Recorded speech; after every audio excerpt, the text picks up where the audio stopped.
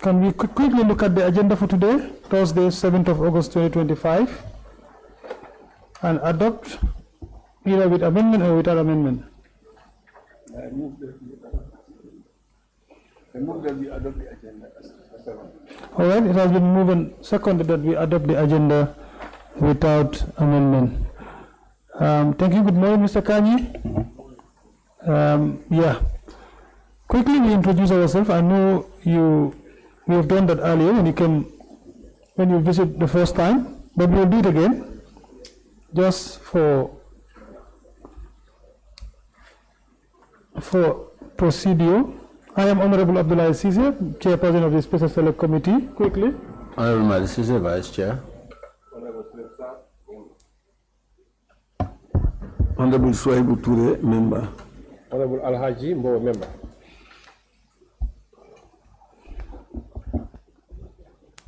Good morning. I am Lamin M. Diba. On my left is Ms. Aji Seinika, and on my right is Mr. Amadou Ba. We are counsel to the committee.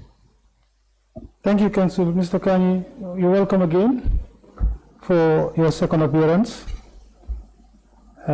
Just to remind you that when you appeared the first time, you took the oath. So we take it that you are still on the oath for this second appearance. As you are aware, this Special Select Committee is doing a fact-finding on the disposal of assets of the former President Yahya AJJ Jammeh.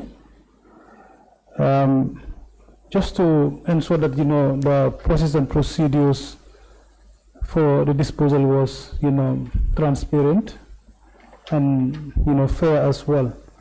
So you are appearing today also with regards to issues surrounding the company that you are heading that has been mentioned in the report of the Commission. And of course the Commission had some issues with the company as well. So we will proceed with the testimony again between you and the Council. Council, over to you. Thank you. Thank you, Honorable Chair. Welcome back, Mr. Khan. Good morning. Unlike the previous testimony, this one should be very quick and straightforward. So the committee would be interested in certain information that perhaps you may be holding, and just to advise us on certain procedures that entailed at the time. But before that, I would like to draw your attention to your statement, and perhaps before we go into your statement proper, I would just like to ask whether you did bring all the documents that you submitted for reference purposes. Yes, Council, I have brought along with me all that I submitted to the committee previously. All right, so yes, please. We'll begin with your statement.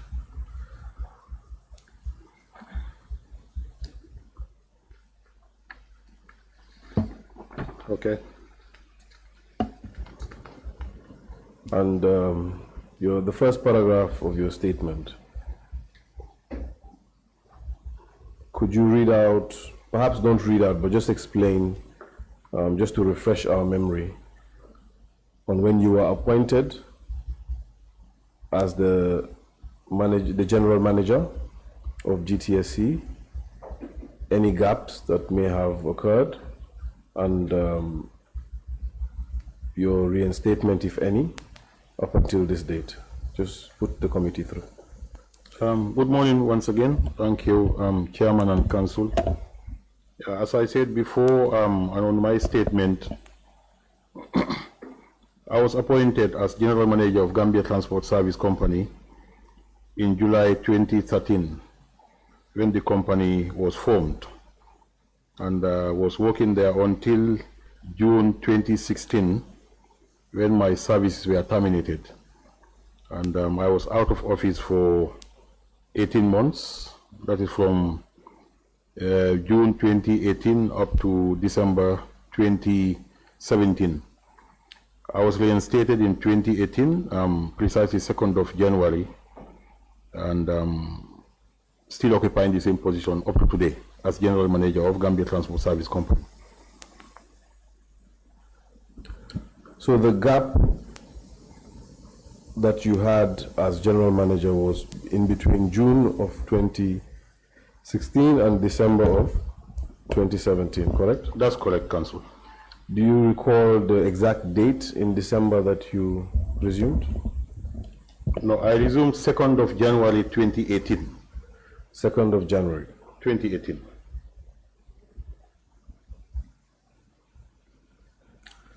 So in fact, it was from June 2016 to effectively Yes, 2nd of January 2018. exactly. When did you get the appointment letter? Was it in December? Which appointment? That's reinstatement or The reinstatement letter, yes. No, it was, I think, April 2017. April 2017. Yes. Now it's clear from your testimony the time that you are not general manager, and in your last testimony, the last time you were here, you had mentioned 2 other personnel held the position after you. That's right. Who was your immediate replacement? It was Mr. Habib Drame.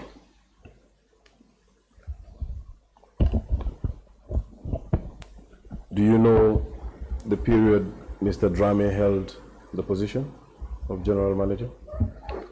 I don't think it was immediately after my termination, but it will be maybe a month or 2 after that. Maybe July, August of 2016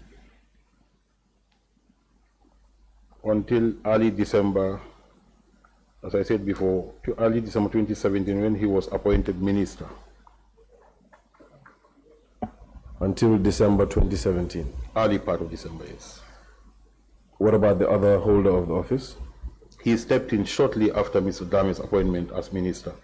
So his was just for a few weeks, not more than 3 weeks. Who was that? Mr. Raymond Cisse. So for all intents and purposes, Mr. Drame held the position as the substantive general manager of GTSC for quite a while. During my absence. During your office. absence. Yes, please.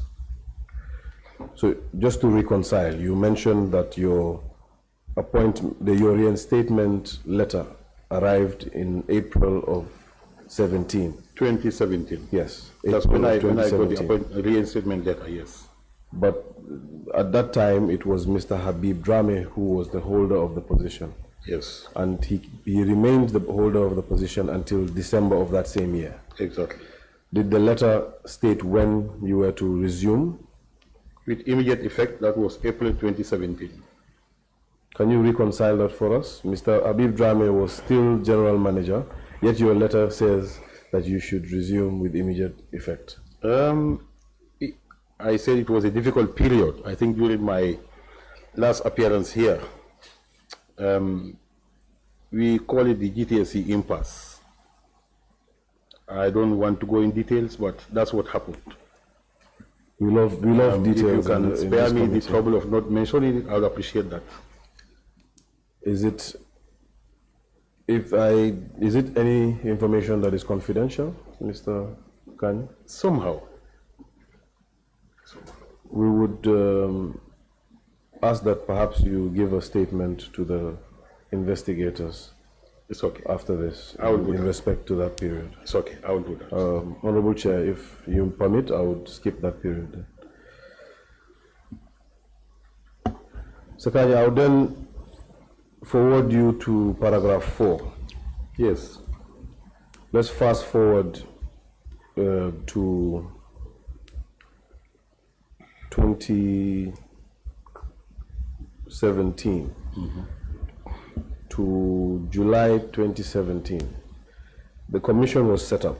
The commission of inquiry known as the Janneh Commission was set up on the 12th day of July 2017. And from your account, you were not the holder of the position of general manager at that time. Yes, that's correct. However, during the course of that time, during the course of the commission's mandate, you came into contact with personnel from the commission? That's 2019, I think. That was the, yes, period. Are you certain it was 2019? Could it have been 2018? No, I think it was 2019 after we submitted the assessment report to the Janneh Commission. So your statement says 2018 or 2019. Yes. Do you want to take 2019 as the definitive? I want to take that, early part of 2019. Okay. So,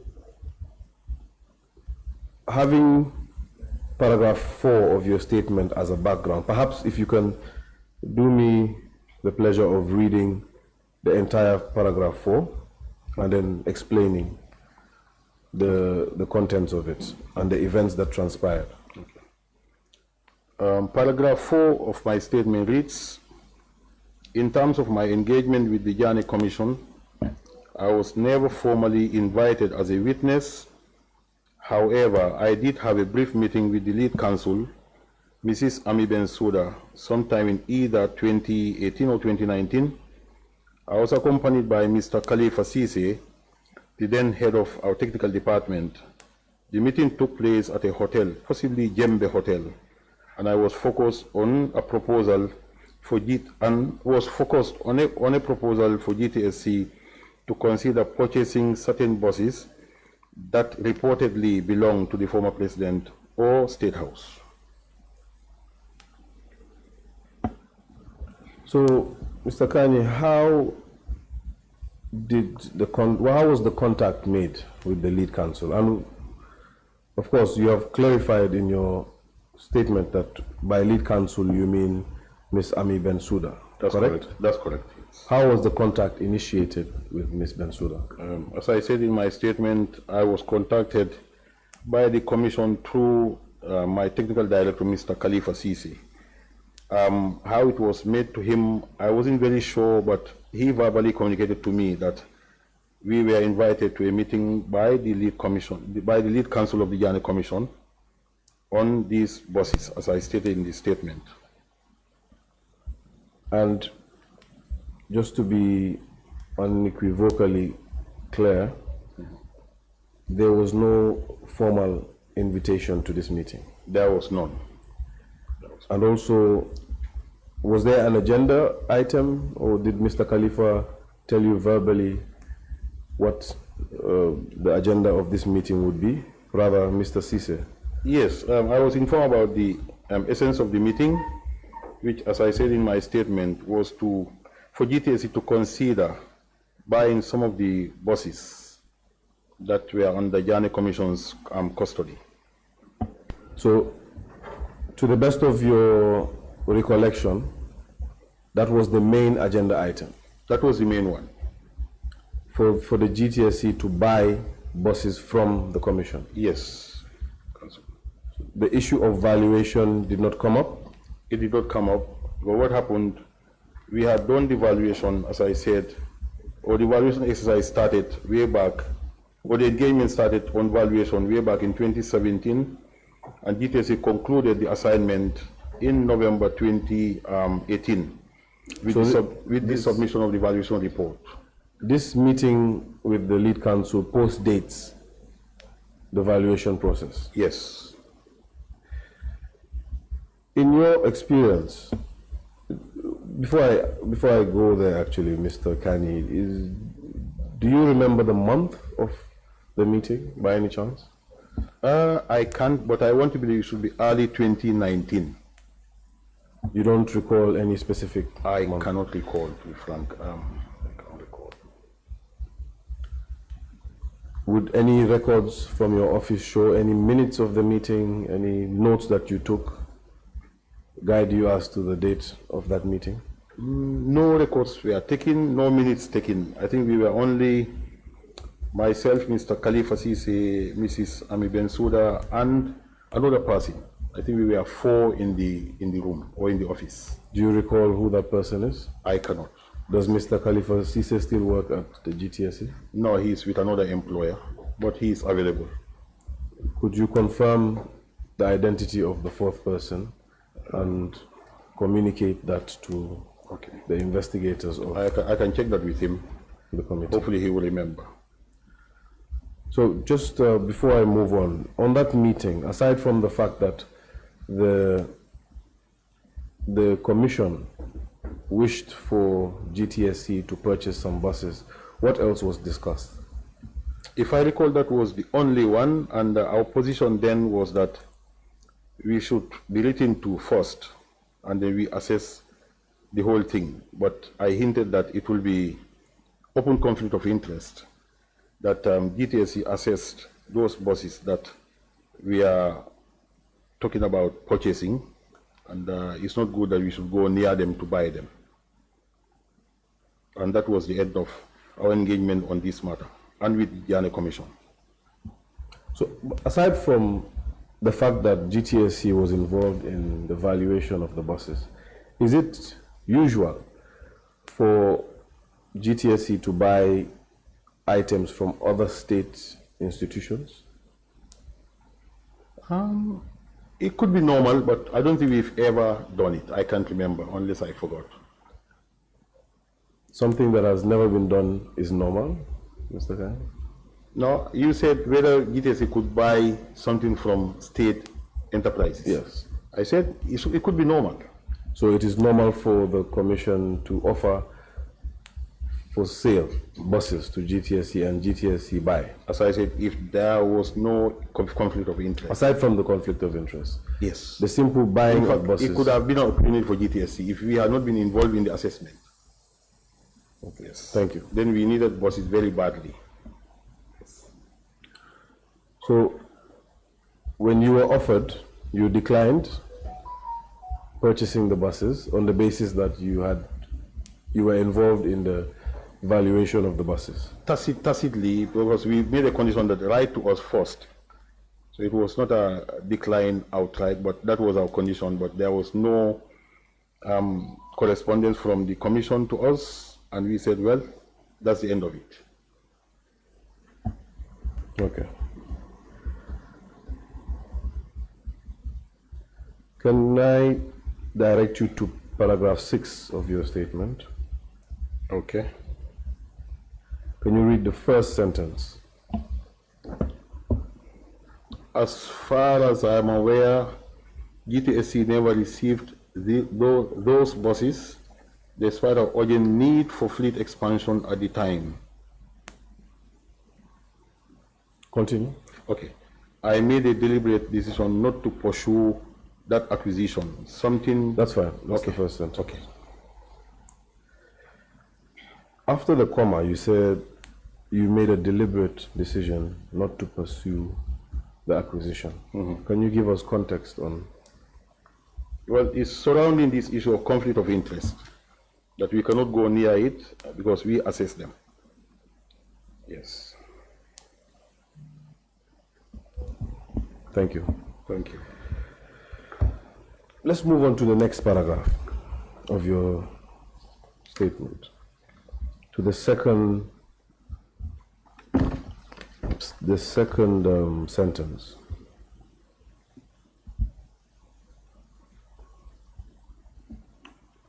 Which starts with I also.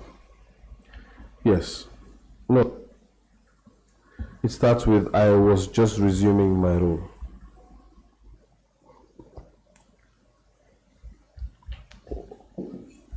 No, that's part of the first sentence, Council. It precedes, a comma precedes it, so I don't know. Okay, can I read that? Please.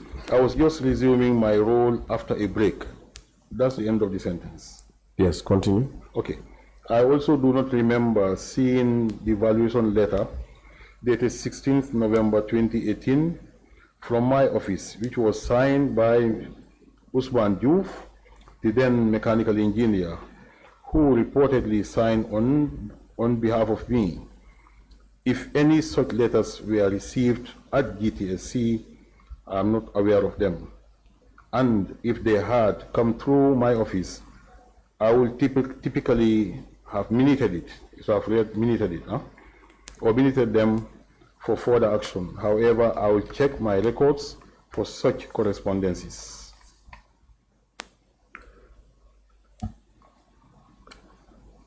Mr. Kanyi, I would like to understand the fact that you were the general manager of this institution. I would assume that all correspondences would come through you. Yes, that's Nothing would leave the four walls of GTSC unless you have signed off on it. Can you please guide the committee as to what may have occurred here? Was the said Mr. Juf, Mr. Usman Juf, operating as a rogue officer? Or did you delegate certain responsibility to him? Please guide the committee. Okay. When I was first, confronted by the investigators, that was the very letter that I read about was shown to me. And I did not remember at that point that I ever saw it or ever directed Mr. Juf and team to work on it. But when I returned to my office, I was able to dig through our records these same copies plus others.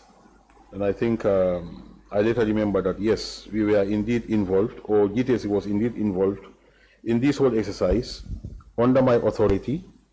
And I did assign Mr. Khalifa Sise and Usman and team to carry out that assessment and valuation exercise of the ex-president's vehicles. So Mr. Yu did not write anything as a rogue officer or so. It was written based on authority from General Manager's office. So you indeed confirm that you gave this authority to Mr. Juf? Very well. And how was this signified? Were there any minutes on the document? How was the authority conferred onto Mr. Juf? I think it was a developing activity or exercise. On one of them, I think I called a meeting of the team. This was when we were about to start the exercise, based on the reminder sent from the commission, signed by the then secretary or the secretary of the commission. I will refer to the letter dated 23rd of January 2018, when I called a meeting of my officials. Their designations or acronyms are written on top. Sure. I think you have a copy, which is CE, Chief Engineer, which was Khalifa Sise, Head of Traffic Operations, and others. Is cut here, but that would have included Mr. Juf, who was immediate assistant to Mr. Khalifa Sise. So after the meeting, they were instructed to carry out, to comply with the request from the Janneh Commission. So the exercise kicked off from that date until October 2018. Okay. And when GTSC, before I actually move on, is it a normal occurrence for GTSC to assist with the valuation of buses? Well, there are few bus owners or bus operators in the Gambia. Yes. I can say GTSC has been the largest bus operator, whether private or public use. So naturally, we have the expertise in managing buses or assessing them and knowing their conditions and advising on their well-being or health. So it was natural that we were the only, let me call it, competent institution to be approached by the Janneh Commission. And sometimes, up to today, some bus owners, whether the government institutions or so, will send their buses for us for assessment and maintenance or servicing. So it's normal. And when these valuations are made, they're made as an institution, not through or by individual officers of the institution, correct? Yes, as an institution. Okay. Let's proceed on to the letter dated the 7th of December 2017. Okay. It was a letter received by, or rather a letter that was issued by the Janneh Commission through the hand of the Secretary. Okay. He's here with me. Do you recall this letter? No, I was out of office then. Can you read the first paragraph of this letter? The Commission of an Inquiry has identified at least 26 buses presently stationed at various locations, including State House, Banjul, State House, Fajara, Future Lake Building, Kotu, and the Maintenance Services Agency in Kotu. The whole letter, Council? And no, for now, that's fine for now. Thank you. The letter makes reference to 26 buses. Yes, Council. Eventually, once you resumed office, did you, once the exercise of the valuation of the buses commenced, did you take an inventory of the buses? Actually, the numbers developed to something else. My team assessed 70 vehicles in total, most of them buses and few trucks. So it's not actually 26.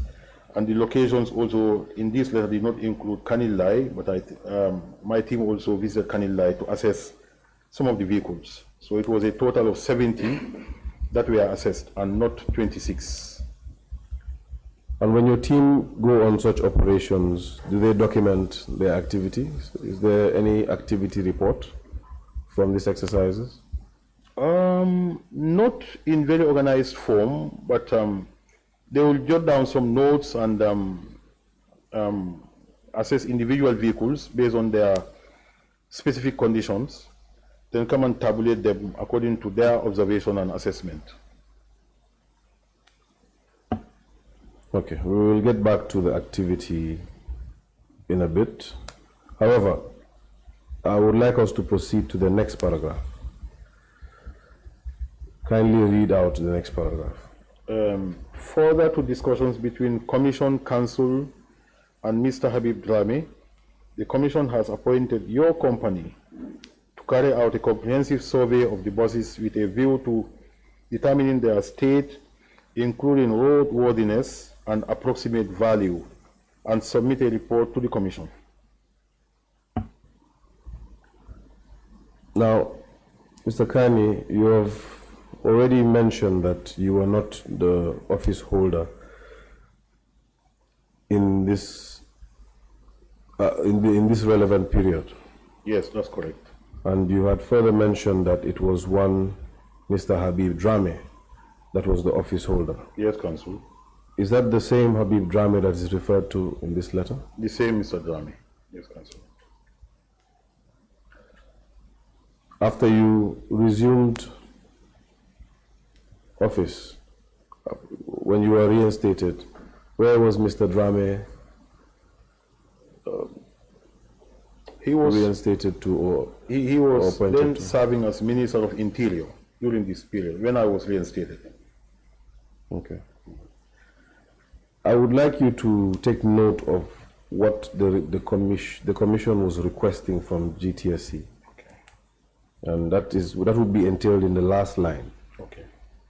To determine the state, that which would include the road worthiness and approximate value of each bus, and to submit a report to the commission. So I would like you to just keep that in mind. Okay. We will get to that later. No problem. Let's move to the letter dated the 23rd of January 2018. It's here with me, Council. By this time, you had resumed office. Yes, just 3 weeks into my resumption, or after my resumption. And this letter made reference to the letter of the 7th December 2017 that we just read. That's correct. Can you please guide the committee on the circumstances around this letter and what actions you may have taken subsequently? I think what happened, as I said before, that when the first letter was written to us on 7th of December, I don't know whether Mr. Drame was in office or shortly after his appointment that the letter was received by GTSC. So there was no action taken until when we received this reminder letter reminder dated 23rd January 2018. I received this letter, and on top of the letter is my own writings minuted to my team to have a meeting with them on a particular day. It's a bit cut, but it's a Thursday, the Thursday after the 23rd. Well, I received letter very day, 23rd, and Thursday after that I had a meeting with my team. The essence of the meeting, if I recall well, was to ensure that we comply, and we did comply and carried out the exercise. And attached to this letter was an order from the Janneh Commission. Yes, I've seen it here. Look at paragraph 2 of that order. That should be the last paragraph on the first page. Oh, okay. Could you read it out for the record? Yes, it reads, the Gambia Transport Services Company Limited is hereby appointed to carry out a comprehensive assessment of all buses to determine their state, including roadworthiness and approximate value, and submit a report to the Commission. Can you turn the page and read paragraph 3 as well, just for the record? The Secretary to the Commission shall engage an expert approved by the Commission to assess the value or assess the status of the rest of the vehicles, including the luxury vehicles mentioned in paragraph 11B above, and their current value in readiness for their disposal, and to also advise on the best way of disposing of same. So it was clear to your office that these buses were being valued for the purposes of sale? Yes. Okay, let's turn to your letter of the 6th day of February 2018.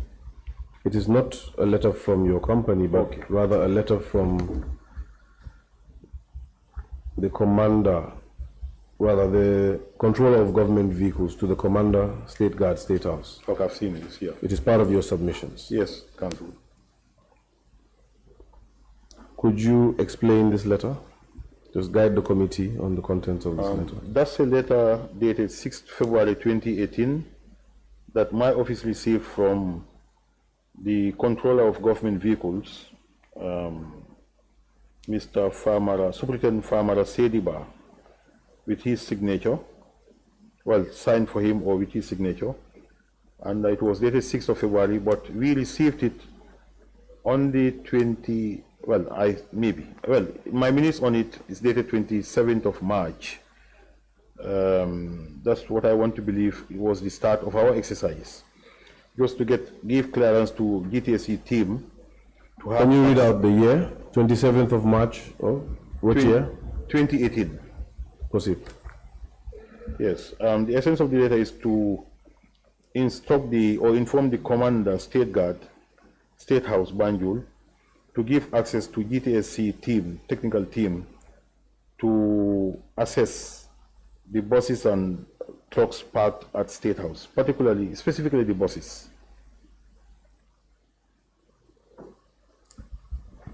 Thank you. Thank you.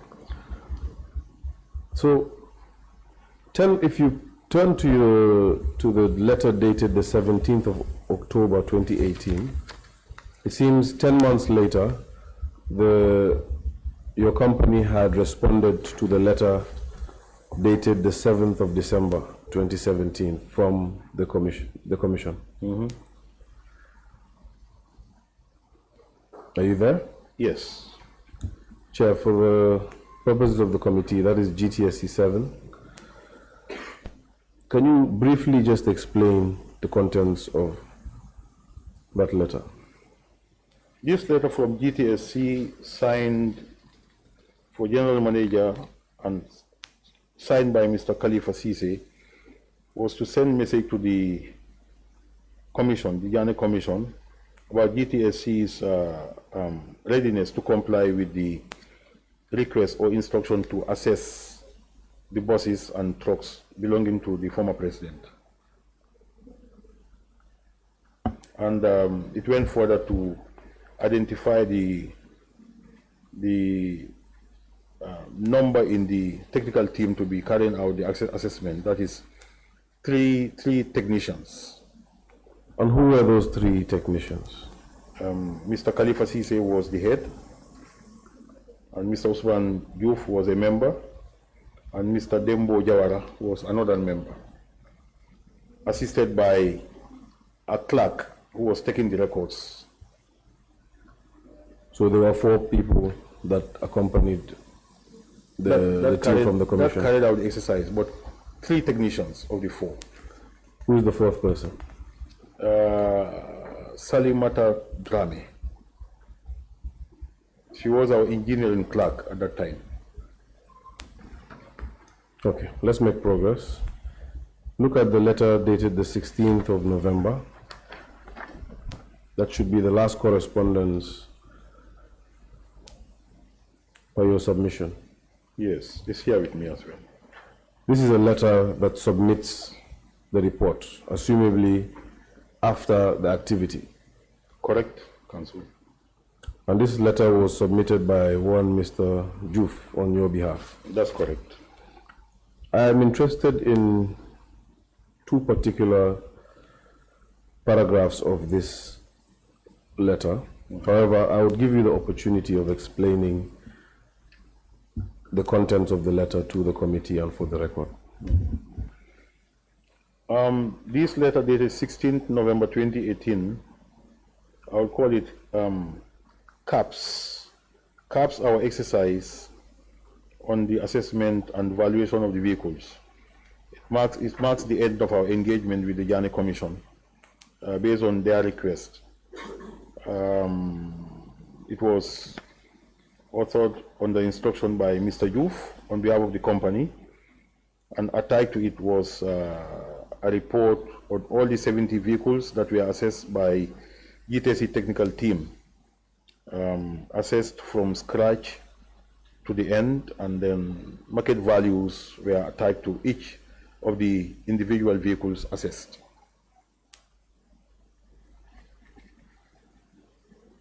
Is that it, Mr. Kai? Yes. All right, so my particular interest, and perhaps you can help the committee in this regard, if you could read out the 3rd paragraph of this letter. Third one, the shortest one. Yes. Which reads, all concerned vehicles were assessed in accordance with Unit B vehicle assessment methodology. Could you explain what Unit B vehicle assessment methodology is? Okay, I'll give it a layman's definition. It's a technical term, but working in that industry, at least I can say a word or 2 on it. It's actually a method where a vehicle is assessed, as I said, from scratch, in all aspects, mechanical fitness or suitability, and the undercarriage, the suspension, brake system, everything, the comfort, the upholstery, total assessment, leaving nothing out. And then at the end of it all, you come up with a value based on the market rate. Basically, that's Unit B. It's like a comprehensive assessment. If we can use anything like a CT scan for the vehicle, that's the meaning of the exercise. You don't leave anything out. Any scratch on the pens, any dents, any missing parts, whether it's movable, drivable or not, everything about it. So essentially, this valuation is very buyer friendly. Very thorough. Yes. Very thorough, and it's buyer or owner friendly. It tells the buyer and the owner the complete state of the vehicle, The complete value of the... Exactly. Great. Also help with the explanation of the content of the next paragraph. Perhaps you can read it out and I will specify exactly what clarifications I need. Based on the findings of the aggregate inspection, vehicles were valued on different cost scenarios in line with each vehicle's current mechanical status and with reference to current parallel market face value. It's actually FA, it's complete FACE for the records. Face value of same standard vehicles. Right. Just as you did for the Unit B assessment methodology, please explain the different cost scenarios and valuation by the parallel face value. When the vehicles were, during the inspection of these 70 vehicles, it was observed that most of them were, okay, the team established their different or respective years of manufacture. That's one major determinant of valuing a vehicle, age of the vehicle.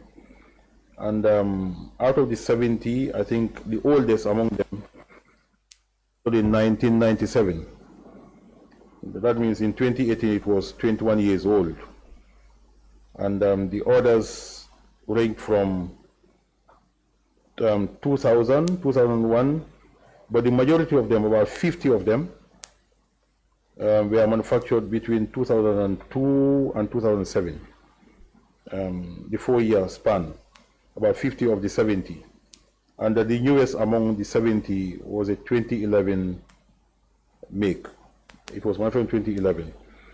And normally vehicles are depreciated at a rate of 20–25%. But for us, being bus operators, normally we advise that they are depreciated at 20% per annum.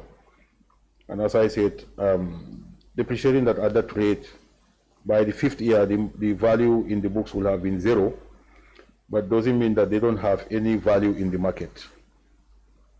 So based on their book values, it was literally 0, but they had market value. So my team went that extra mile to attach some values to them based on the current market rate, which I think anybody can have access to if you are involved in either purchase of vehicles, one form or the other.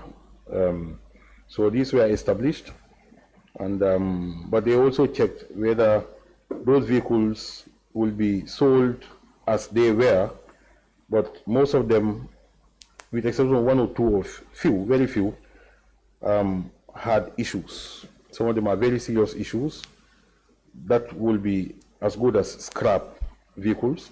Some of them will need some repairs, major or minor. So market values were established for each one of the vehicles, and that's what we submitted to Janneh Commission. Great. So attached to this letter are a series of valuations for each and every one of the 70 buses that were looked at by your company. That's correct, Councillor. Now, I would like that you bring the same technical mindset you had offered in guidance to this committee for the preceding 2 letters to this valuation. Please guide us as much as possible as to the content and methodology of this valuation. However, before we do that, you had mentioned that the oldest vehicle in the fleet was a vehicle as old as 97, correct? Yes. Do you remember the latest? It's a 2011 model. 2011. It's part of the pages are not numbered, so we'll have to sift through the pages too. That's all right. You need not Yes. do that at this moment. Okay. Another clarification is when you're doing your valuation, you mentioned there is a book value, and the book value has a lifespan of 5 years, correct? Yes. Is that applicable for all buses? Generally. Vehicles generally. Vehicles generally. Yes. So, if the committee secretariat could guide you on, let's look at a few samples of the valuations. Okay. Committee, could you guide the witness on the valuation assessment on a vehicle that the make is International Bluebird?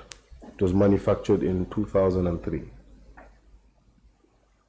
If we could use this as our basis for you to guide this committee on every aspect of the valuation, Okay. such as to inform the committee to understand the content of this. We have several of them, so is it the first page or? The first page. Okay. Can you, Okay.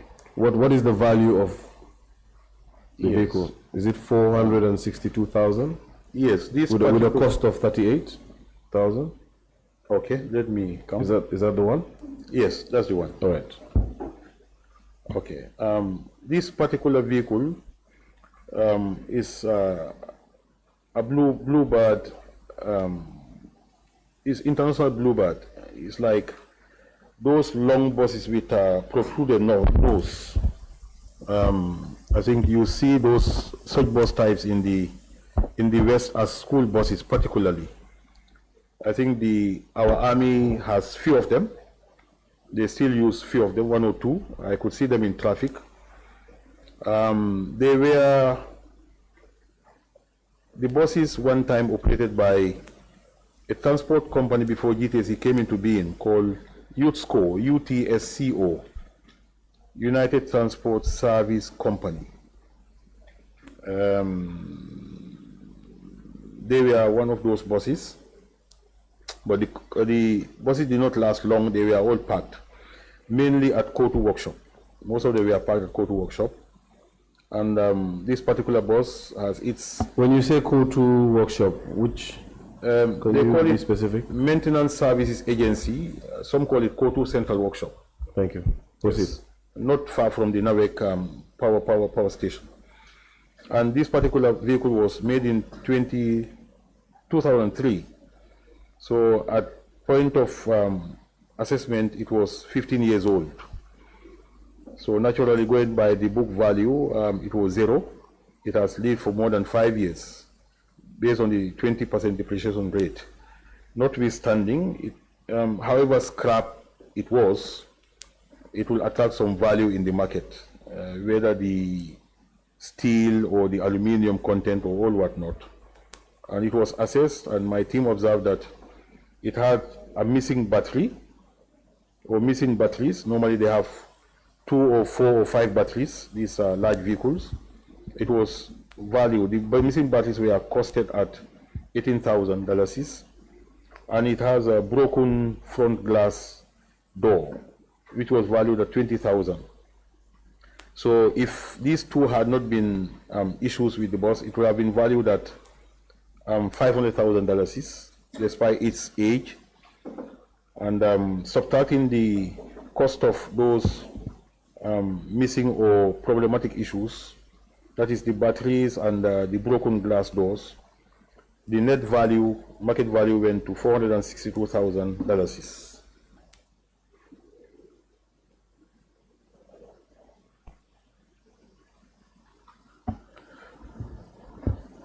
So essentially, you place a value of the vehicle at the time of manufacture, which would be the 500,000. No.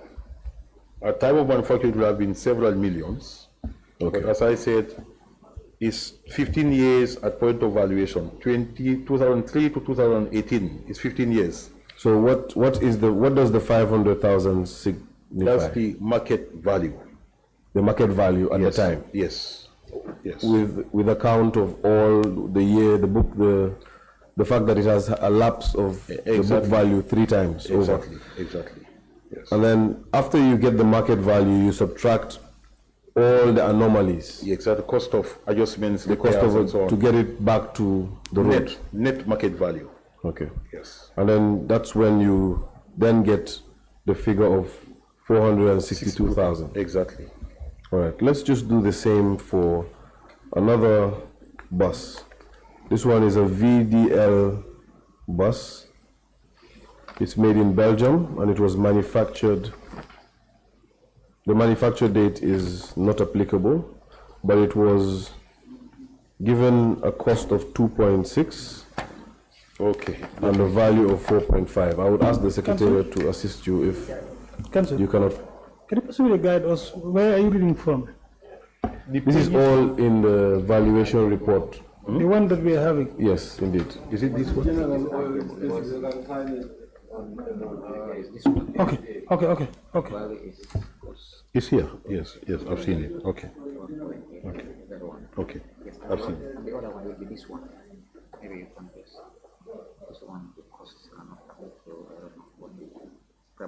60,000. Okay. These are the three that we. Okay. It's okay. I've seen this one. Yes.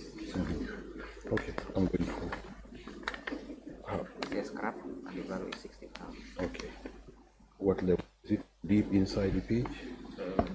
Perhaps you could be better guided by the MOJ set. It's MOJ 8A1. I'm looking at it's the lowest value. 87. I remember that, yes. Oh, yeah. I'm checking that, yes.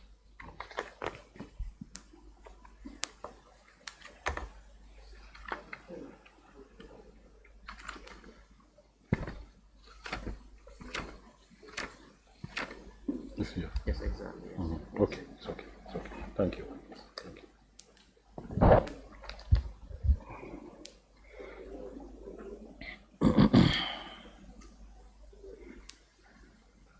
So, Mr. Kanyi, if we could just do a similar assessment of this so as to guide the committee on the basis and nature of assessment, Okay.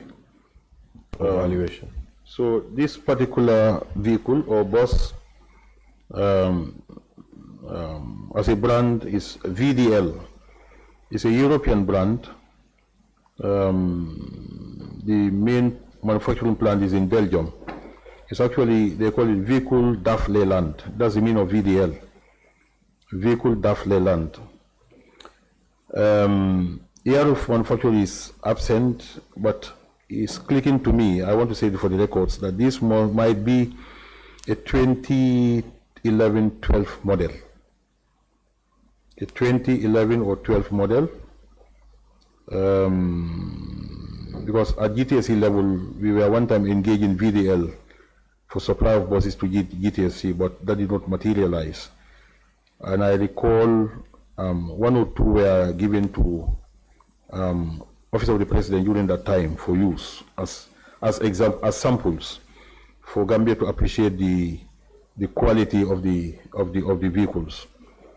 So as a point of assessment in 2018 February, the vehicle was valued at $4.5 million market value.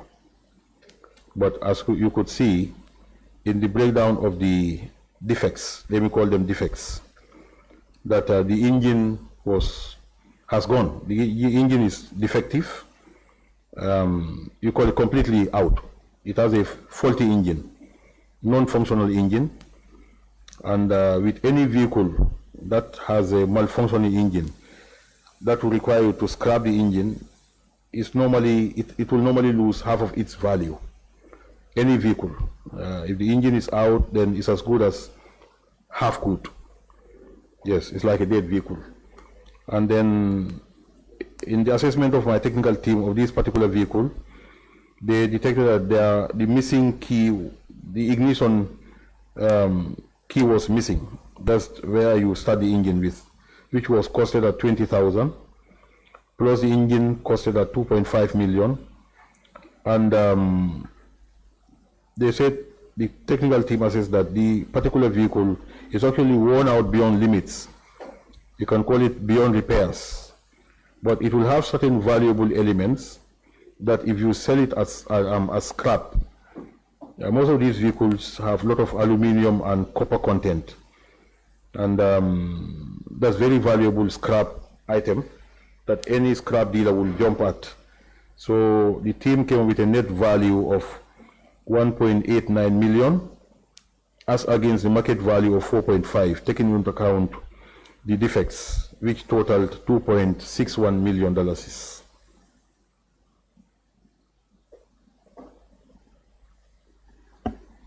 All right, I would allow the committee to probe you more on their understanding of the valuation report.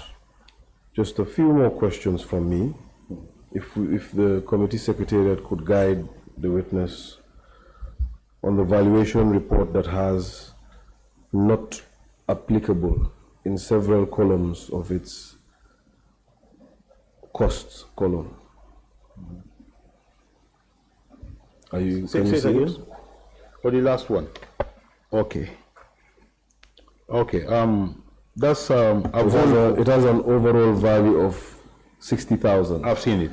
So for the guidance of the committee.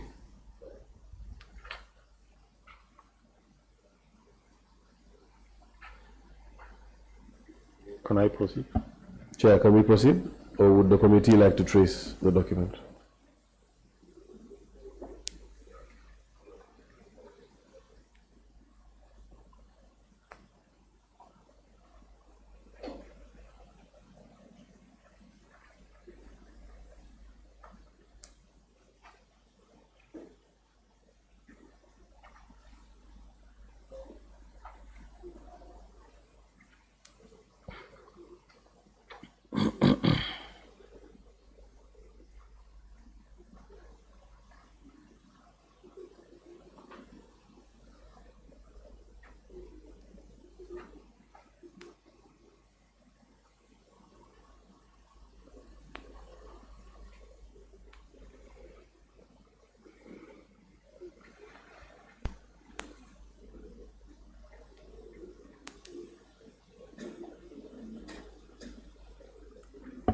It is MOJA 32.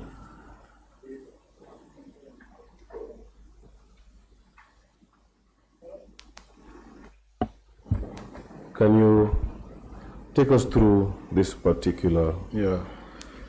This particular vehicle or bus with brand Volvo, again it's another European brand, one of the top brands in the bus industry, and the type is a city bus. Those are the buses that are low floor and provision for less sitting and more standing. Based on the assessment of my technical team, the vehicle is like, it was found as a scrap bus with almost every aspect from engine to brake, steering, electrical system, suspension, the condition of the tires, and the general body condition and the transmission, all with issues. In fact, generally requiring replacement or repairs.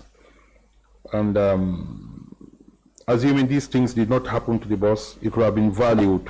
Counsel, Yes, is the witness reading the one you're talking about? You said we're getting to that, Okay. Honorable. Indeed, MOJA 32.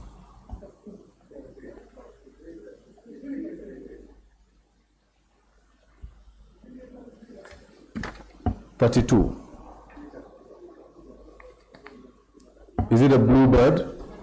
No, Volvo. No, you're reading a different document. Secretariat, can you please assist? Okay.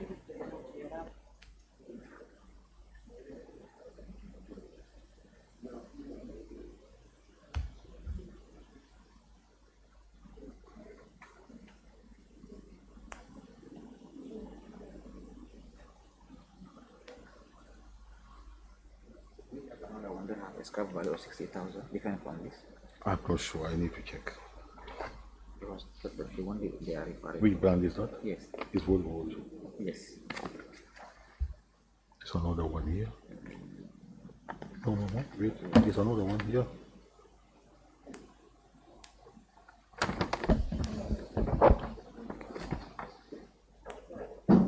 Secretariat, if you could use this copy.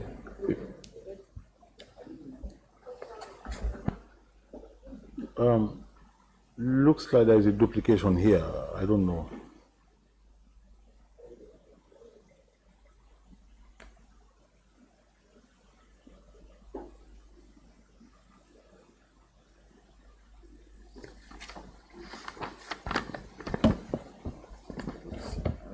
Yeah.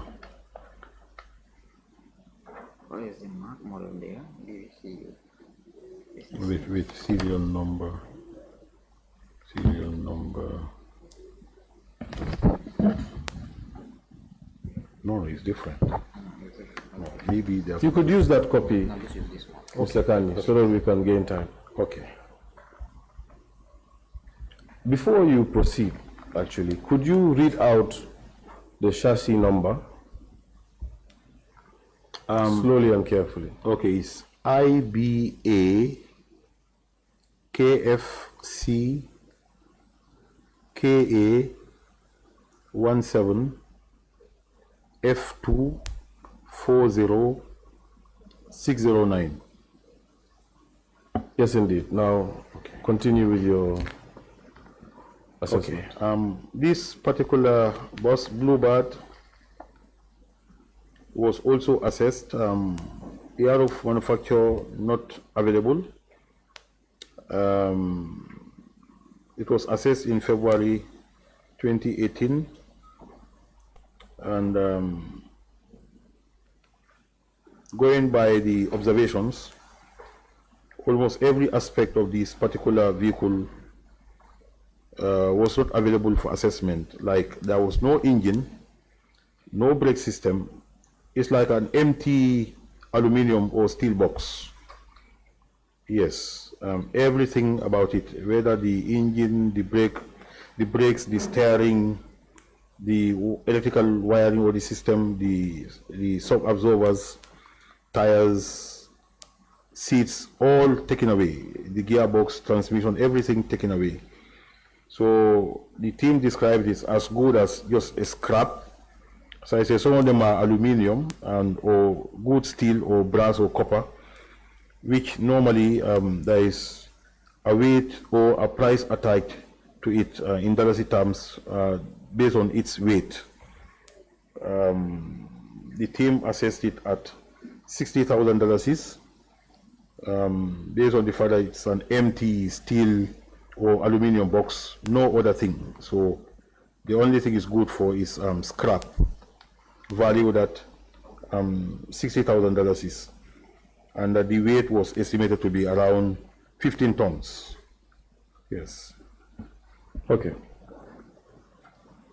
Before we proceed, I would like to understand your protocol in your company with regards to documents. Once a valuation like this is proffered to an institution that requested for it, is there any way that you safeguard or authenticate your documents to say indeed that this is coming from you? Aside from, Yes. of course, the cover letter. Generally we do. And how is that done? We usually have meetings over this thing before we submit them to external or clients or so, just to confirm. So aside from the heading stating Gambia Transport Services Company, is there any other element in these valuations that authenticates each single valuation on its own? Say that again? Maybe. If a third party were to pluck out one of these valuations, how would they know that it indeed emanates from the Gambia Transport Service Company? You will have our own records with us as counter copies. So that's one source of confirming that it's indeed from us, carried out by my technical team. And when you're submitting to other institutions, do you submit hard copies or soft copies? Hard copies. Do you ever submit soft copies? But only, I think, in the case of I'm not sure, Usman, hard copy was submitted here. For all your submissions? Generally, yes. Not just to Parliament, but to other institutions? Yes. Unless if it is requested they want a soft copy, then we protect it with either PDF or something, just to ensure that it's not edited. Was it ever requested, a soft copy? No. No soft copy was requested? No. All right, I would like you to contrast the document before you, which is part of your submissions, and MOJ 8A32. Secretariat, if you could assist the witness.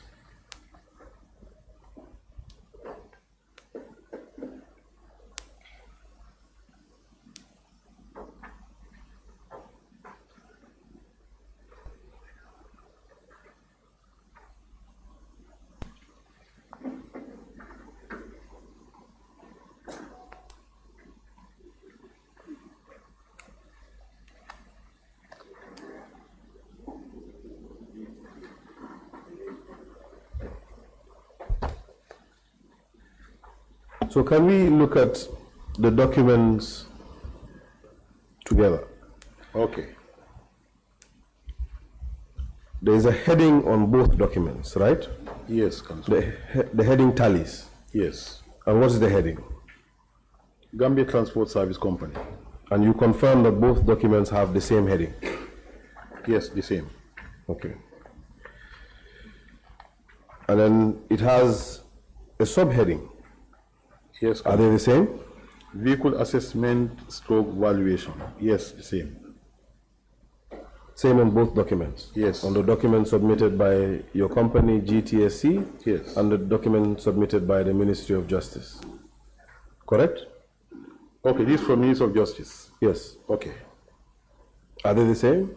That is it. Heading, at least. Yes. Then both of them have two tables, but we start with the first one. Actually, three tables.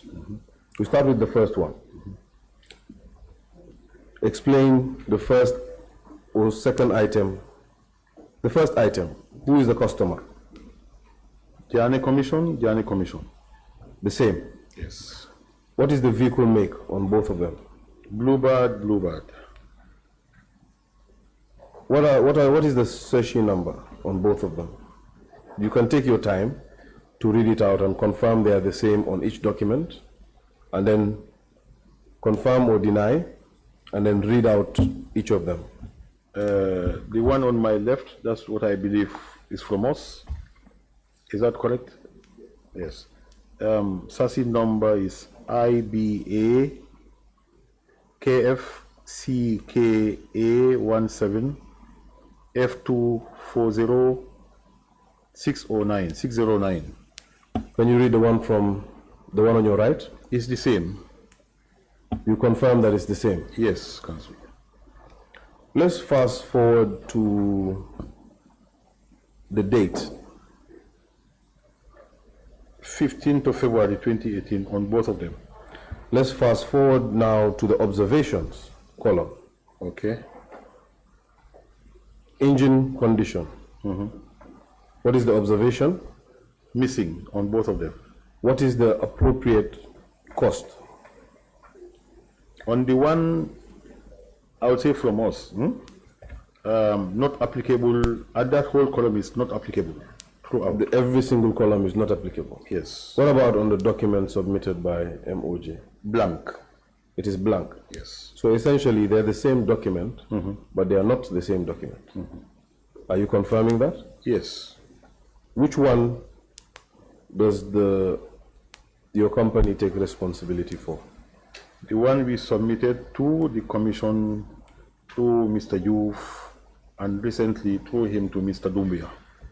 Can you explain away the reasons for their discrepancies? Well, this is not from us, so I don't know how it came about. You could say no if you wish. Can you explain the discrepancies? I cannot. You cannot? I cannot.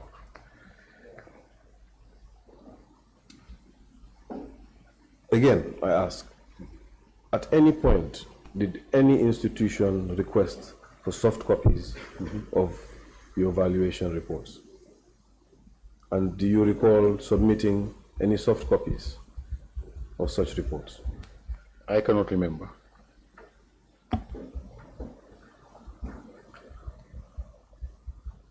Do you agree with me that the discrepancy is a very loud discrepancy? It is indeed an anomaly?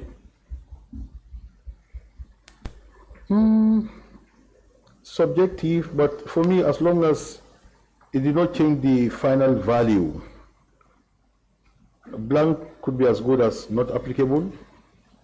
Yes, so I don't see it as very serious. You don't see the discrepancy in documents as very serious? So for me, my the intention is, if the value remains the same, then the message is Yes, as virtually a the same. technician, you're focused on the content. Yes. I am focused on the form Okay. of the document. Okay. And this is why I asked whether you had shared any soft copies of these documents with any institution. I cannot recall any institution requesting for soft copy from us. Is there another variation of your reports? Another variation? Yes, perhaps one that might not have the column filled out for approximate costs? Not to my knowledge, Council. Not to my knowledge. Thank you. I would leave the rest to the committee. Okay. Honorable Chair, your witness. All right, thank you so much, Council. Mr. Kanyi? Yes, Chair. Yes. Before I hand you over to my colleagues, maybe a few clarification with the assessment. I don't know if this is the standard way of doing vehicle assessment. I mean, leaving some information outside the assessment form. Maybe this is the standard form. I don't know. I'm just asking. But I've seen that some things are missing in the information. Perhaps these are bosses, and bosses in nature are commercial. Isn't that right? Sometimes they can be for private use as well. Private use as well. Yes, yes. Yeah, but these bosses were mainly commercial. The bluebirds mainly. Mainly. Yes. And could you confirm if they are mini bosses or, because we've seen that whether they are mini bosses or bigger ones? All the bluebirds are large buses. Large bosses. Yes, as I said, they were the ones used by the defunct transport company, Youth School, before. Would you confirm that, like large bosses, normally, if you're doing an assessment, is it also appropriate to mention the capacity of the bus? Is that applicable? Because then people want to know, if it is for commercial purposes, what is the capacity of the bus to determine the, whether, even if it is a scrap, but at least you need to know the capacity. For example, now if the bus is not scrap, to determine the value of the bus, you should also know the capacity so that you can determine what price is attached to the bus. So that is missing in the whole assessment. I don't know if that is normal. I agree, Chairman. That's an important ingredient. Yeah. Yes. All right, that's fine. I'll hand you over to my colleagues for more questions. Honorable, you can start. Thank you very much, Chair. Witness, I'm just interested to know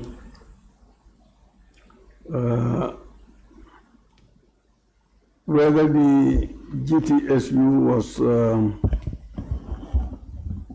just appointed, contracted to do this work, or whether it was advertised, and then the GTSU applied. What really happened? You were just handpicked to do the valuation. We were identified by the Janneh Commission to carry out the exercise. As I said before,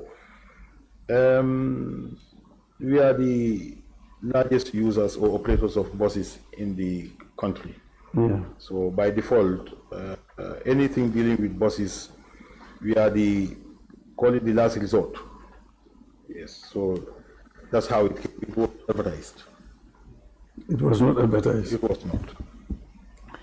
Yes, also when you look at the valuation, you will notice that several buses that are almost the same end up having the same amount, final amount. For example, you have chassis number FBBCU 2030-2790, that is 76, end up being sold at 76, or valued at 76,000. And then you have chassis number FBBCU 2030-1410, also valued at 76,000. The same thing with chassis number 2030-2700.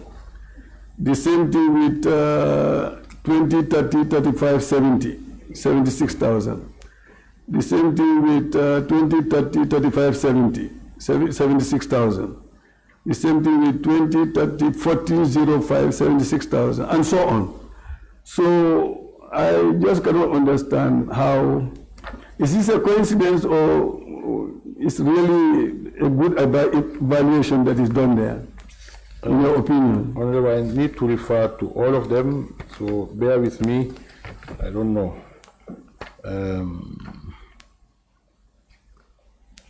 Well, my quick answer will be if their conditions are almost the same, they have the same age, they can attract the same value. Yes. They can do this. Okay. I don't know. I'm looking at one here with the one that has SASI number ending at 2255. Is that one of the ones you are citing as an example? 2255. Bluebird. I'm seeing it valued at. Well, I did not take all of them. Oh, I just okay. I just took few. Okay. But I see a lot of them ending up being sold at or valued at 76,000. Yeah, because I'm looking at only two here, different chassis numbers, but the same bus type, same year of manufacture, virtually the same problems. Engine condition, needing repairs or whatever, I just meant at cost of 150,000, and steering condition costed at 22,000, the same, and then the battery starter and alternator missing costed at 30,000, the same, and the front and spare tires missing valued at 72,000, and then the gearbox missing or needs some replacement costed at 100,000. Yes, so their total in terms of defects to fix it amounts to 374,000 each, and then the market value without the defects for both of them is 400,000, and then subtracting whatever total will give you 76,000. That's what we have. So it's not just done off head, but it's actually, valuation is actually done. Every individual.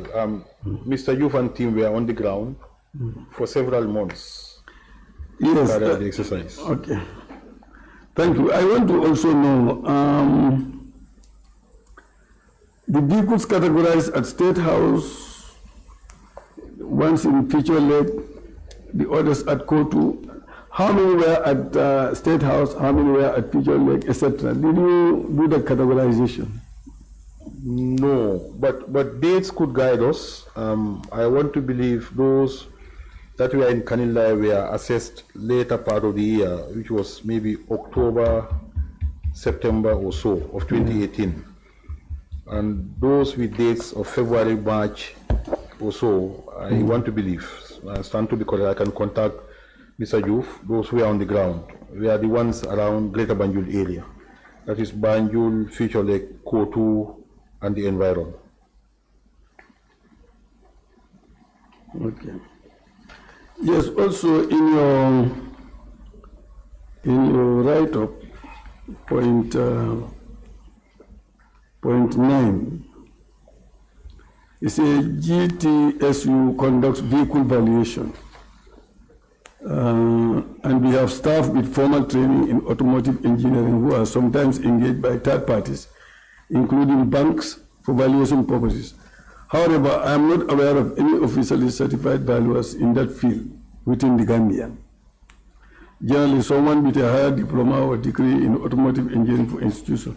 My question is whether the commission, well, that's the same question that I was to ask there, but you've dealt with that. Okay. And then whether you can tell us the type and model of the buses belonging to the former president and those that belong to GTSU. What is the difference between the buses that GTU operates and the ones that belong to the former president? Are they completely different? Well, they are all buses, brands being different. If used for the buses being assessed by my team belonging to the former president, we are also multi-variety brands. Bluebird, Volvo, Mercedes, and others. So it's also various types. And GTSC, we are using mainly brands from India, China, and Brazil, and Europe. India, they are Tata, Ashok Leyland buses. China, Photon buses. And we have some few Mercedes. And yes, few Mercedes. So mainly this one. But mainly technology is virtually the same. And we do also render service to bus owners whose brands we are not operating because of the expertise. Just for the records, I have staff working at GTSC who were working with GPTC before, several years. Then they were using MAN buses, European brand, Leyland buses, and Volvo as well. So the expertise is still there. Yes, please. So it means that this, the parts of these buses can be taken by other buses that are operating in GTSU or in other private places? GTSC? We are a company, very reputable. We will not be into such. We will not be. No, I'm just asking whether they can take each other. No, they are not compatible. They are not compatible. They are not compatible. They are not. What about private buses that are operating in the country? Are they compatible to that? Maybe unless you modify them. You modify them. Yes. Because I'm wondering why the parts are being missed. Why are they getting lost? Sometimes some will sell them as scrap. For example, an alternator that has a lot of copper in it. Copper is very valuable in weight. You dismantle it, you weigh it, however, whatever kilos you have a lot of dialysis from it. So that's just one example. No, I'm talking about engines. For example, you have engines that are missing. From your reading, engines are being missed. I cannot understand how you can remove a whole engine, which is heavy. Engines, so most of them are made of aluminium, and it's valuable as well. Yes, it's valuable. Okay. Yes, in the letter dated 17th October 2018, when we were discussing with Consul, in response to the request for assessment of vehicles, it took 10 months for you to respond. Why did it take that long for you to respond to the request? Letter dated 17th October 2018, I believe. He was telling you that it took something like 10 months for you to respond. I think what happened when they made a request for you to do the assessment. Yes, what I remembered was that we had difficulty accessing some of those areas. So we had to wait for the Janneh Commission to clear the way for my team to go to those areas. Yes. Okay. So when you say they were cannibalized, heavily cannibalized, and these vehicles are parked at State House, do you have any idea how this cannibalization could take place? I'm not sure whether the cannibalized vehicles were the ones at the State House, which I believe will be difficult to do. Some of them are at the State House. But if you look at the records, you see that almost all vehicles, whether they are coming from State House or anywhere, they are being cannibalized. Yes.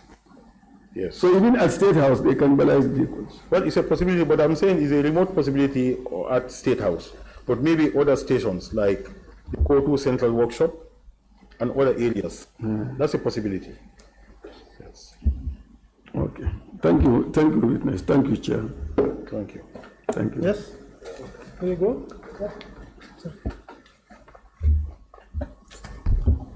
Thank you very much, Chair. Thank you, Mr. Kanyi. Thank you, Honorable. Mr. Kanyi, just going to your statement on paragraph 4.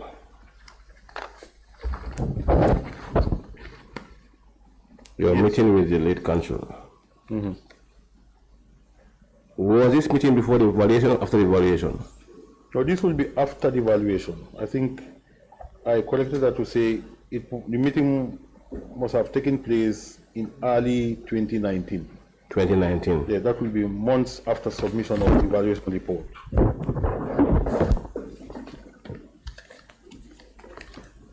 Looking at your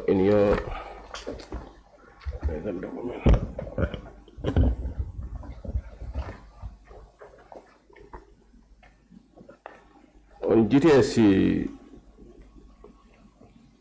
8 about the assessment report, it was in 2018. November 2018. Yes. Yes. And your this meeting was in 2019. Yes. And the reason for the meeting was what? Was based on what? It was about us possibly looking at buying the buses we assessed. The buses you assessed? Yes. Thank you very much. Mr. Kanyi, let's go through your valuation report. When you talk about 25%, but vehicle valued after a year of depreciation at 25%.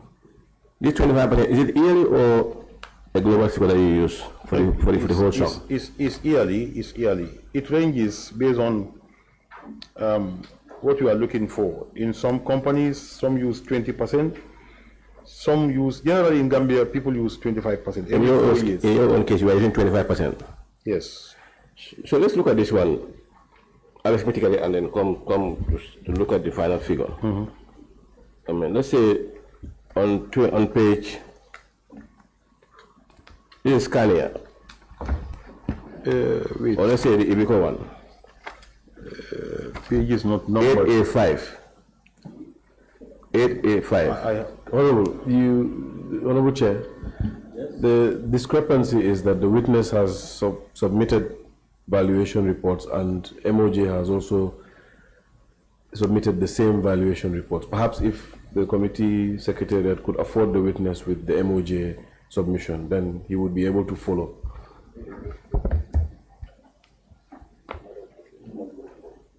Here we go. 5. Here we go. 2.3.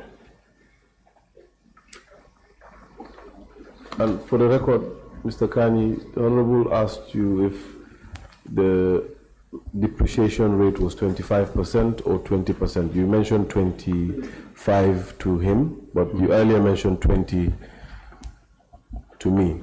So you perhaps could clarify that because the document states 20. Document said 20.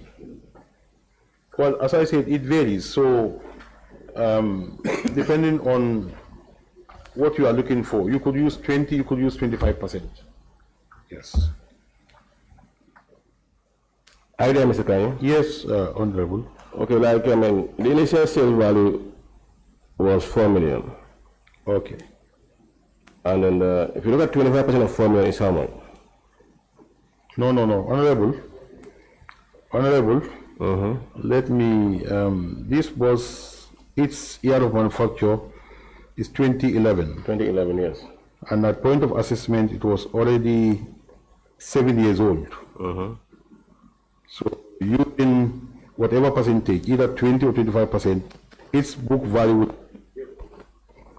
Yes, so the 4 million is as at 2018, the market value. As at 2018? Yes. That was the market value? Exactly. Okay. This is a top brand bus, is a European brand, and looking at this is a luxury coach. I mean, this is on the percentage. If you calculate on percentage wise, how are we able to come to 1.6? No, it's not about the percentage. No. So what brought in 1.6? Let me check properly, please.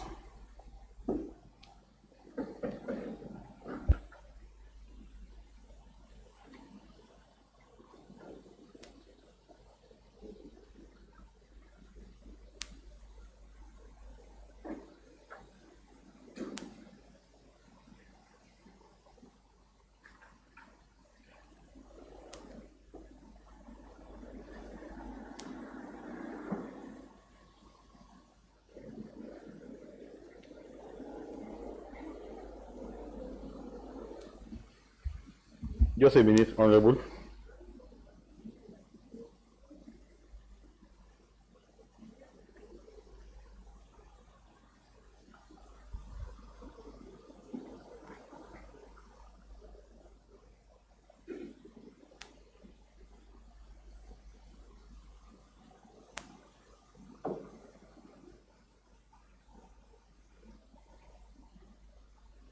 I need to recheck this, Honorable.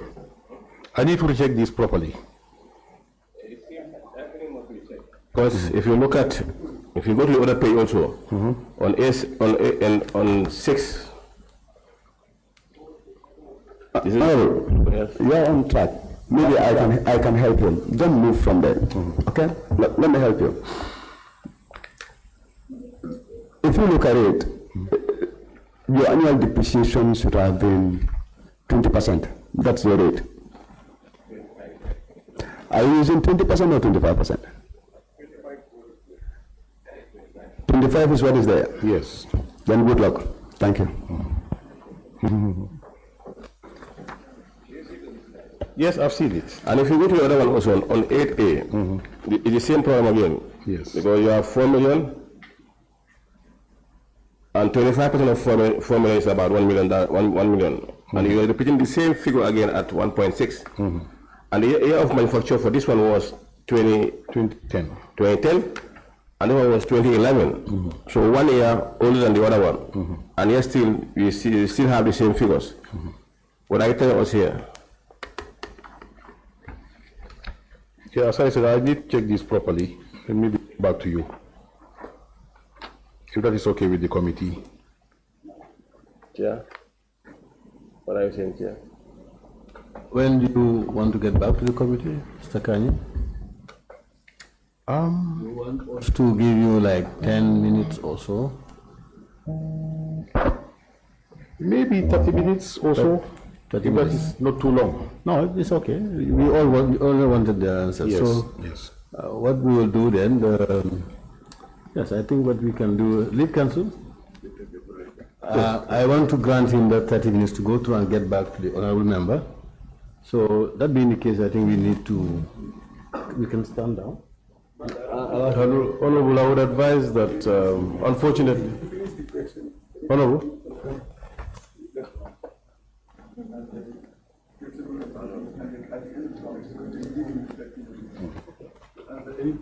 Very well. So the honorable member will skip that, continue his questioning. Then we'll come back to that where we can give you time to. Honorable Chair, I would like to direct your mind to the fact that we have another witness scheduled for the afternoon session, and if we are to give this witness 30 minutes, it goes into the lunch break, which goes into the other witness. So perhaps that can be part of your deliberations in considering the time given to the witness. What we are going to do now is, we are selfing that now, so the honorable member will skip this question, and he continues. When he is done, others will also continue. When we are done, then we can allow him to go through and come back. We'll see how we mind that when you get there.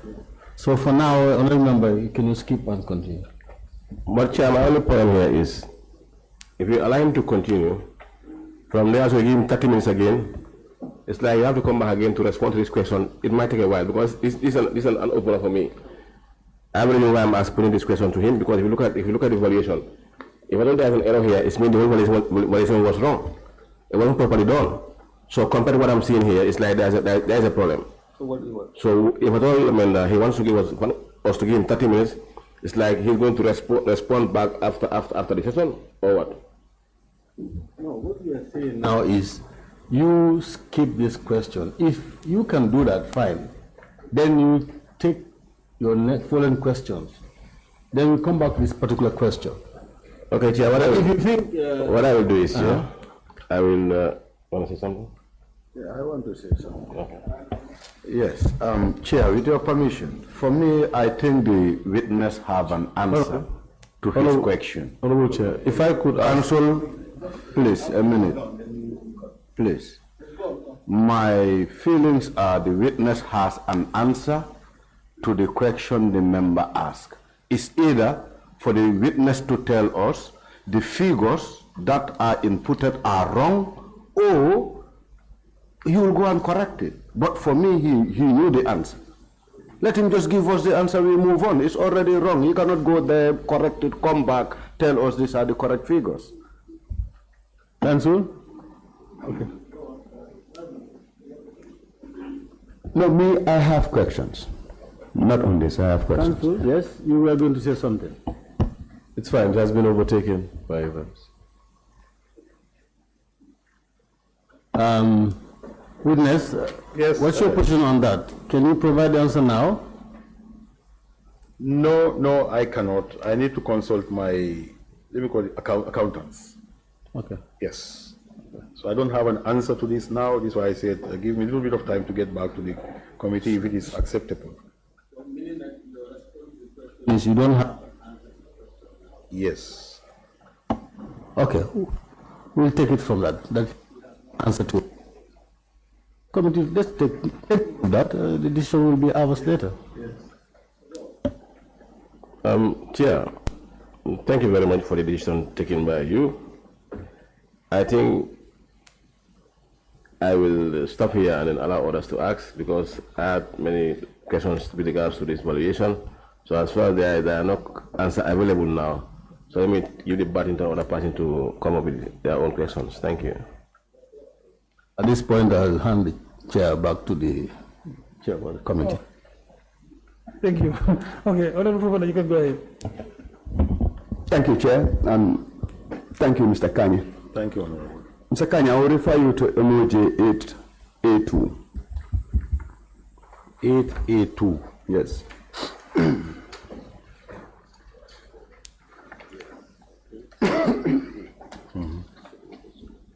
This one, okay. Okay, Honorable. Yes. Let's lay some background. We have the customer name. You have seen it. Yes, I've seen it. We have the vehicle make, the chassis number, the model. We have the year of manufacture. The date, that date, what does it mean? Date assessment was made on the particular vehicle. That's the assessment date, huh? Yes. The year strictly is the year of manufacture, not so? Indeed. Perfect. What was the year of purchase of this particular vehicle? We did not know that. We did not know. You did not know the year of acquisition? No. How are you depreciating them to establish your sales value? No, the moment you know the year of make. That's absolutely wrong. Depreciation at the end of the day is based on the date of acquisition. Depreciation is an accounting value. When an organization buys an asset, as at the date of acquisition, what they do is they kind of start recovering the asset. Now let's take, for example, you are the current manager of GTSC. Yes. Not so. If you buy a man bus that was manufactured in the year 2020, and you buy it as of the 1st of January 2025, when are you going to start depreciating it? The moment you start using it. But as per our records now, you would have started depreciating them from 2020, as of the year of their manufacture. Honorable, generally, when vehicles are made, hardly would they stay 1 year with the manufacturer without hitting the market. Hardly. Hardly. Mr. Kanyi. Yes, Honorable. You want to consult your accountants. Accounting is based on principles. Yeah, true. Depreciation is to cater for wear and tear. True. And the principle of depreciation states that as at the date of what? Acquisition, the organization will apply their rate. True. And on annual basis, a fair value from the cost of that asset will be apportioned throughout the useful years of that asset. True. So now tell us here, what basis did you use for depreciation with regards to the cost recovery to establish the accounting value? Now, Honorable, as I said, this vehicle, considering the year of manufacture 2003, as of 2018, it was already 15 years old. Now, I will stop you there. I will stop you there. Okay. Based on the example I gave you, being the current manager of GTSC, Yes. will you use the same basis as is reflected on this document to apply for depreciation? Generally, that's what we use. I'm asking you. Yes. On general terms, I'm asking you. Yes. Would you apply the basis of depreciation as the current manager of GTSC as reflected on this document? Yes. I will give you the example again so that you don't make an error. Okay. I said, if at all you bought a man bus in 2015, Okay. you bought a man bus that was manufactured in 2018. When are you going to start depreciating it? Will you start depreciating it in 2018 or will you start depreciating it in 2025? 2020? No, I'll start depreciating the day I start using the bus. That will be which year? 2018 going by your statement. I will repeat again, Mr. Kanye. The bus you bought in 2025 was made in 2018, but you bought the bus on the 1st of January 2025. When are you going to start depreciating? From the day I start using it. Which year? 2025. So based on your statement, is this document in front of us correct? No, I am saying that Mr. Kanye, go ahead. when facts are established, we don't lay backgrounds on them. Based on your statement, you said even though the vehicle was manufactured in 2018, but you will start depreciating it during the year of acquisition, which is 2025. That's why I'm asking you. Okay. Based on that fact, the document we are having, which is depreciating the assets based on the year of their manufacture, is that document correct? Honorable, if I may step in. Yes, you can, please. This was an exercise whose background regarding the vehicles somehow generally in Gambia was shrouded in, let me call it, missing information. It could be difficult that anybody could establish when those vehicles were acquired for the correct records by the former president. So one good basis for you to establish as a starting point in valuing them is to know the year of manufacture. When they were acquired, it's possible there were no records on that. Or if they were, they could be hidden, not available to my team. So this was the only basis we could use to guide us. And in depreciation, knowing buses, we could gauge how old they are, how long they have been used by the former president or the team, we could not establish. Yes, Mr. Kanye, that will be a compromise position. Before giving you that convenience, let us answer the question based on principle. Okay. Is it right to use the year of manufacture? Depending on information available to the assessing team. Mr. Kanye, yes. Principles and professionality does not work on compromises. You either get it right or you get it wrong. You either get it right or you get it wrong. Is it right to use the year of manufacture? That's the last time. If you don't know the details, you might use it as a guide. You might use it as a guide. Yes. The committee will really decide on that. But I will tell you for free, as a general manager of GTSC, that never use the year of manufacture to start depreciation. Let's move down now to the initial sales value. Can you tell us what that means? Just like the market value. The sales value is the market value. Market value. Yes. How did you determine the sales value? Well, you look at the industry standards and you are guided by it. Now, what role did the depreciation play in the establishment of your sales value? Well, the moment a vehicle is fully depreciated, honestly, you are guided by only what goes as the market rate for a particular vehicle. Let's take this particular one as an example. This 500,000. Yes. How did you establish it? Well, as I said, we were by year of manufacture, and from that year to the date it was assessed 15 years, book value 0, and we know it's still in useful condition or still, which is 100.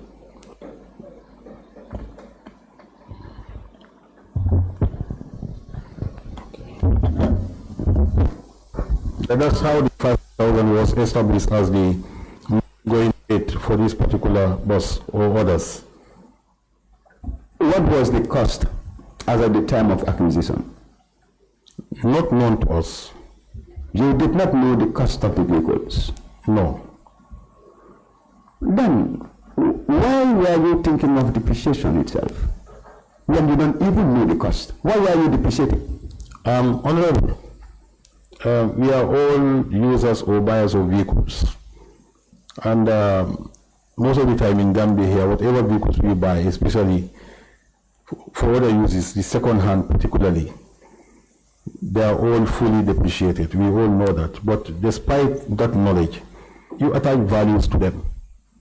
You attach values to them. If you do a search on any bus that is, whether it was manufactured 2003 and is still in running condition, this value we have given, you will be around that, plus minus. Yes. So, Paul, I want us to agree on something, that there is a difference between the book value of an asset and the market value. The book value is basically for accounting purposes. That takes care of the cost, the annual depreciation, and then it gives you the net book value. The market value of an asset looks at other variables. That will be the general condition of the vehicle, the mileage, the usage of the vehicle, and whether it had any accidents. So in this particular valuation, the moment you guys are not able to establish the basis to apply the depreciation percentage on, which would have been the cost, why were you concerned with the depreciation?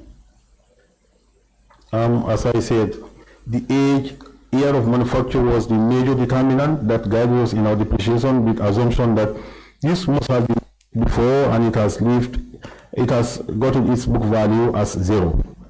Now, we've agreed that you can never rely on the year of manufacture for depreciation. That was an error in principle, application, and in accounting. That was completely wrong. And even if you wanted to wrongfully rely on the year of manufacture for depreciation basis, without the cost, how are you applying it? Honorable, I think I'm going to repeat the same thing, that if you are affected by information asymmetry, not all the set of information you need to do something is not available, your best alternative will be to see what you can make use of what is available to you. I wouldn't go further, we've established the point, but my submission would be this valuation doesn't serve as an accurate indication of the market values of these assets. And if at all this was the only valuation done by GTSC, then it was wrong. But should in case Mr. Kanyi and his office are having any other document that would portray the real value or market value of these assets that was based on an accurate valuation, committee should request for them and we have it. But these records are not accurate. Thank you. Can I? Just to add on something, Mr. Kanyi, before I give it to Honorable Mbo. Okay. In the conversation, I think when the member asked you about using the year of acquisition, and that you were relying on the year of manufacture, what is the essence of the remark colon in the whole valuation? If that is the case, why was it that the evaluators did not mention that in the remark colon to inform, members of the commission that, you are relying on the year of manufacture rather than year of acquisition, so that they know the value? You were not doing that. So how do we determine, the actual market value of the vehicle, if that is the case? Okay, Honorable, some of these questions you can easily get them even from the open market. It's not rocket science. As I said, I will repeat this. Any bus that is 10, 15, 20 years old and is in running condition, its value will be around what we have given as experts. Yes. And if Honorable is challenging that, I want to give it back, but let's assess what is in the market. second-hand buses, how much do they cost?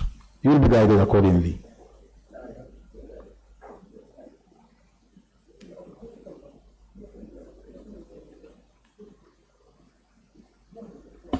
Yes, Mr. Kanye, I'm not challenging your decision or your valuation.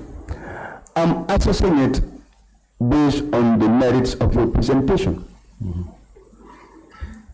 And on face value of the valuation report that you've presented to this committee is an error. And you yourself will agree to that. When you said, one, you couldn't get the cost, two, you didn't know the year of acquisition, and you started making compromises. Now, those compromises diluted the authenticity of your report. I'm not challenging your report. No. But the merits you've provided to this committee do not really pass the test. You cannot depreciate an asset based on the year it was bought. Sorry, you cannot depreciate an asset based on the year it was manufactured. No, that's completely wrong. And you agreed in your submission that you will never do that as a general manager of GTSC. So why apply it to the assets of the former president? Because for us as a company, we know year of manufacture, year of acquisition. Then what? So we have complete set of information. Allow me. Allow me. Go ahead. Then what stopped you from reporting to the Janneh Commission that the key elements or most of the vital informations needed to do the valuation of these assets are missing? One, that is the year of acquisition. Two, the cost and others. Did you write to them to inform them? We did not. We did not. Thank you. Just one thing I want to clarify before you take over the chair. I mean, Honorable Vice Chair grants him 30 minutes to get back to me. So I'm suggesting, as far as he's here, it's a left around by his side. When I can assign the guy to do the contacts for him before we wrap up with him. So that before we are ready, he can give us the results that we are asking for. If not, it will take time. No, you know the task is for him, the witness, to give us that information. Now, it is up to him to assign the guy to do that work for him or not, but we will stick to him that he provide the information for us within that period. Yes, yeah, I understand, but the 30 minutes that we are... No, he knows already. He knows already. Mr. Kanyi will deal on that. Don't worry about for him to assign the guy. It's for him to do that now, if that is the case. Please. Huh? Honorable Mbo, can we go ahead? Yeah, thank you, Chair. I just have a very short question.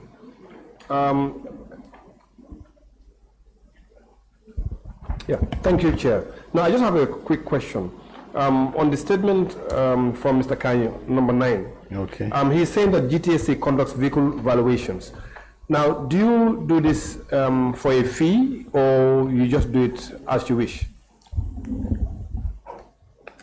Generally, we do it depending on the arrangements, either for a fee, modest or gratis.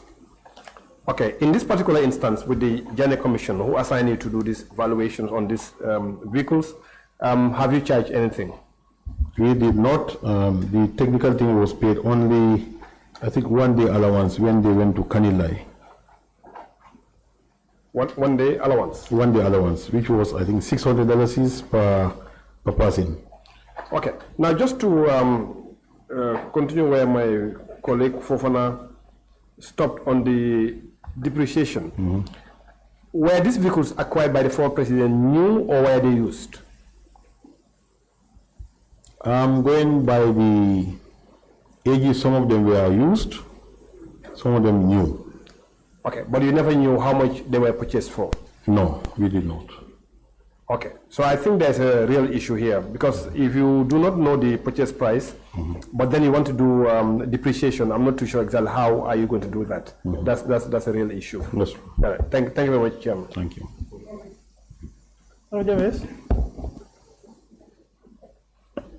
Thank you. Thank you, Chair. Mr. Kanye. Yes, Honorable. I want us to do a simple exercise. Okay. Because I saw you using your mobile to do a calculation. And when you realize the figures you got were not really right, you shifted to say you have to consult with your office. True. Let's look at how you get this figure on your depreciation.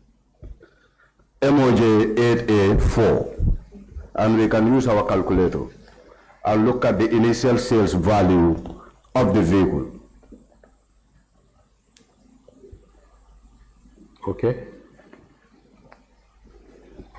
Honorable, you are taking me back to the same thing. I need to No, don't worry. I'm not taking you back to the same thing. My interest is to find facts. Yes. Right? You don't have to direct what we should be doing, sir, with all due respect. Okay. Allow us to do our job. That's good. Thank you. Okay. Yes, let's look at the initial sale value of the vehicle. What is the amount? 3.5 million. 3.5 million. Yes, Honorable. Okay, let's have that figure against the 25%, which is the depreciation, which will be 0. times 0.25, right?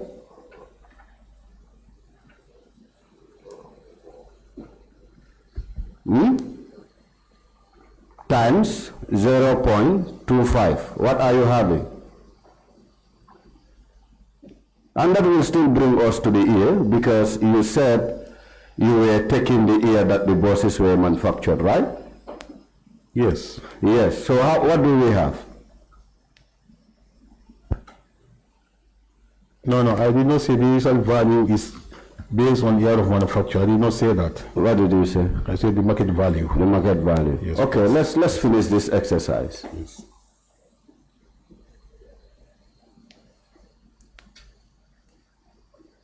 Go ahead. I'm listening, Honorable. Yeah, what do you have? I asked. If you multiply that with 0.25, what is the answer? It's quarter of 3.5 million. Give me the figure, sir. Not full or quarter or half. I want to know the figure you got after multiplying. You see, you were not even doing the exercise, sir, because you did it earlier and you knew exactly what you got. Say it again. I did not get that. I said you multiply the 3.5 million against the depreciation percentage, which you said is 25%, right? Okay. So meaning 3.5 million times 0.25. What do we have as an answer, I ask? Let them give me 0 at the end of 4 years. So meaning the process has no value. No, they have value. They have market value. Where do you said it will give you how much? I don't even trust the answer you gave me. Honorable, can you respect my request? I said I'll get back to I would never take that request, because I have the feelings that you are hiding something away from this committee. I take exception to that, Honorable. Honorable, Yes? can we allow him to consult and get us a figure accurate? I understand your point. When you calculate what you are asking for, it's a figure you get. But to get the correct information from him, without putting under pressure right now, can he consult and get us a figure right now? Chair, can I say this? Can I also say this? Yes. The figures are crystal clear on the document. No. As per what we have, just allow me. He is a general manager of a company. We would have expect him to know these figures in a simple context and share with us. No. Or are we still allowing witnesses to go out there, prepare themselves, come back, and baffle us? No, not that. You know, remember, we are doing fact finding, and on this statement, you remember we said the witness should not tell us anything that is not factual. You understand? Now, if we should put him under pressure to tell us something that is not true, perhaps we are putting ourselves into trouble. If he said that he wanted to go back and consult, because I understand maybe he was not there. If he want to consult and give us information, we can accept that from him. Give us information, but make sure give us an accurate information. You understand? With what we have. I think that is in order. Chair, I wouldn't go against your rulings, but also to be on record, he wouldn't come with anything new. Thank you. We can progress. Mr. Kanyi. Yes, Honorable. At some point you said when the then lead council invited you for a meeting. Yes. You didn't take any documentation. No. Of the meeting. We did not. Why? And as a general manager of a company, why should you sit in a meeting without taking minutes of that meeting? Can you explain that to us? And are you really in control of that company as a manager? I am very much in control, and not all meetings that all of us attend, you take with you records, depending on how you are invited to a particular meeting. I said there was no formal communication from the Janneh Commission for us to go to that meeting. We were verbally invited. We went there, had a very short discussion, and that was the end of it. Mr. Kanyi, yes, in your statement when you were responding to the council, you did mention that whilst the lead counsel called for you to meet with her, then you were busy writing a proposal for the acquisition of the former president's bosses. Am I wrong or right? Is that in my statement? I need to... No, that was part of the response you gave to the council. What did I say according to you? You said the time that the then lead counsel, Ms. Ami Bensudo, yes, reached out to you for a meeting in relation to the bosses, then you were very busy developing a proposal for the acquisition of the bosses. I cannot remember saying that, Honorable. I cannot remember saying that. This is not 6 years. This is just few hours ago, maybe half an hour ago.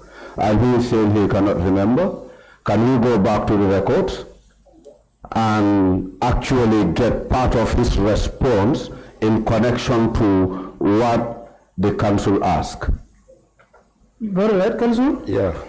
I need to be reminded of that. I cannot remember saying that. Council was, can you remember that question and the response? I do remember the question, but if you could play the record, for the record to speak for itself. Yeah, that will help. Please. That will help, yes. Please. All right, then is the video ready? Is the record ready right now before we can play? Otherwise we can proceed and later. Yeah, we can proceed and do it later. Yes, we can proceed and shortly the technical team will avail the record for Honorable to circle back on that issue. Okay, all right, thank you. We can proceed. Mr. Kanyi. Yes, Honorable. I have a concern. That is to say, when the then Janneh Commission wrote to you and also served the company with an order to say they want the company to take ABCD responsibility sometime around 2017 December and January 2018 respectively. Yes, correct. You didn't act as a company, or the company didn't act? Because I also understand, to be fair with you, part of this time you were not at the office. It was a period of transition. Yes. However, what motivated the company to act when the head of the Government Vehicle Control Office wrote to you that prompted for your office to take actions in terms of doing the valuations and also with other arrangements? What actually prompted that? Why didn't you not act on the instruction of the commission? Instead, you acted on the instructions of the head of vehicle control unit. Honorable, I said when we received the first letter, we did not act. It was a transition period. A reminder was sent to us in January. And then we wanted to act, but we had some difficulty accessing some of the areas. So it took almost, 2 weeks from 23rd of January 2018, and we received a letter, the letter was copied to us in early February 2018. It was about 2 weeks span, authorizing the commander of the State Guard to give GTSC access to value the vehicles. But as I said, with all that, it was difficult to access them until around October that we had that easy access to the vehicles. So we had access problem. Yes. You have access problem. That is on the side of when Mr. Sediba reached out to you. But when the council wrote to you through the Secretary General, you didn't take any action. And there was also an interval in between. So my question is, in between these two communications, why do you act swiftly with the instructions of the vehicle control unit against the commission's instruction? That's my question. These are protocols that have to be observed, Honorable. Sometimes the commission will write to an institution to act, but if the other parties do not give green light for you to have access to what you want to do, you cannot. This is what happened in this case. I don't still get to understand you, because for me, the reason behind you not accessing the site, or the duration when you couldn't access the site, was when Mr. Sedili or Sediba wrote to you. So I'm asking you, when the council wrote, when the commission wrote to you, you didn't take actions. What were the reasons? What really prompted you to act on the instructions of Mr. Sediba, not on the instructions of the Janneh Commission? Can you refer to the letters properly? Look at the date sequences, please. We were first written to in December 2017. A reminder was sent 5 weeks or so after that, or 6 weeks after that. Mr. Kanyi? No, I'm coming. Please, let me land. No, you said let me look at the letters properly. Yes. I'm looking at them and also want to guide you through the letters I referred to. Okay. Okay. The first letter dated 7th December 2017. Yes. Signed by the Secretary General or by the Secretary of the Commission. Yes. The second letter was authored 23rd January 2018. That's the reminder. That was a reminder, yes, but it's still a letter, right? The third letter by Mr. Sediba was what? I think 16th? 6th. 6th. 6th February? Yes. Yes. So, looking at these intervals, December, January, until February, my question is, why were you acting on the instructions of Mr. Sediba, not on the instruction of the Janneh Commission? We did not act on Sediba's instructions. We acted on the request of the Janneh Commission, Honorable. Okay, because I only noticed that you responded when Mr. Sediba wrote to you. That's a different thing. Sediba did not write to us. He wrote to the commander of the State Guard, copied us, and the essence was to give us access to the State House. All right, the vehicles. That is fine. That is clear. Now let's look at the scrap thing. The buses that you sold as a scrap. We did not sell buses as scrap. Sorry, I'm very sorry. You didn't sell. Yes, you did the valuation. Thank you. And also tag prices. You know, I'm a body bunga. I like money, so okay. Yes. Essentially, I want us to look at, let's say, MOJ 8A5. 8A5. Yes, okay. Because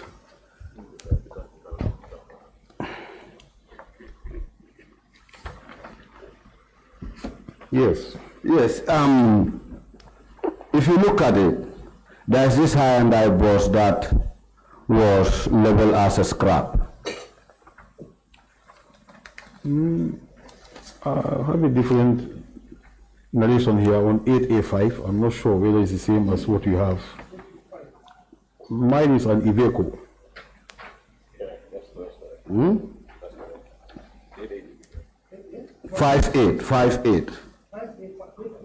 58.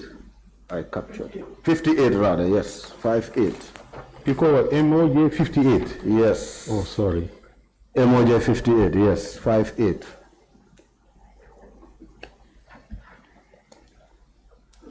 I will definitely appreciate if you can guide us on the price variance on the buses that were valued at different prices. If you look at the specific one I referred you to, the price tag is 249,000 as a scrap bus. I think it's a scrap, right? Yes. Scrap value. Based on description, yes. Now, if you look at MOJ 8A60, there is another scrap of a high and die with a price tag of 189. Yes. Against other price tags of scrap buses at 76K, 81K, and 68K. I think some of them, in fact, as low as 54 or 51,000. Okay.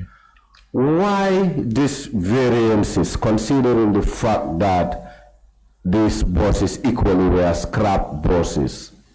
Can you guide us through, please?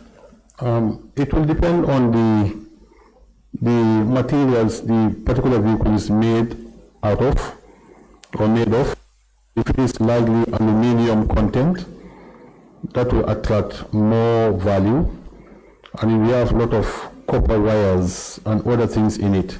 So it depends on the particular materials a vehicle is made of. Okay. Yes. Akany, Yes, Honorable. let's take these two buses as a typical example. The one that you tag at 249 and the one that you tag at 189. What is the material variance in between these two buses? Both valued at 350,000 each, market value. But look at the observations column. Look at the observations column, Honorable. Yeah, So the cost of adjusting it to have it up and running are identified here. And they have different costs. So that explains the difference in the net values or scrap values, we call them. Mr. Khan, Yes, Honorable. I still want to understand this difference because what I'm seeing here, for example, if you look at the one that you tag at 249, one of the observations you have is requires servicing, 25K and 8,500. Just a minute, I'm looking at it properly.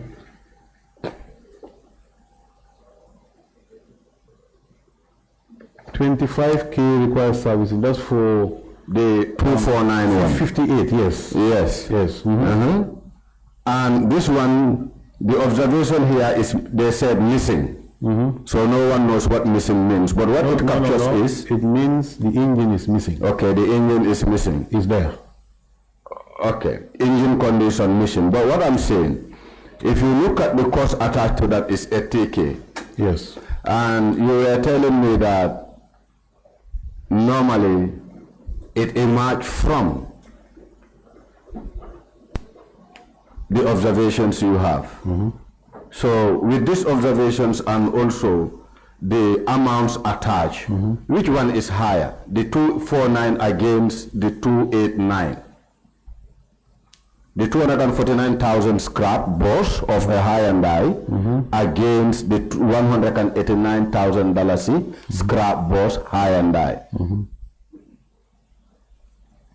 I didn't get the question. Can you please repeat? What I'm saying, looking at the observations and the amount attached, in between these two, considering the observations, which has minus 110 gives you higher value than 350 minus 160.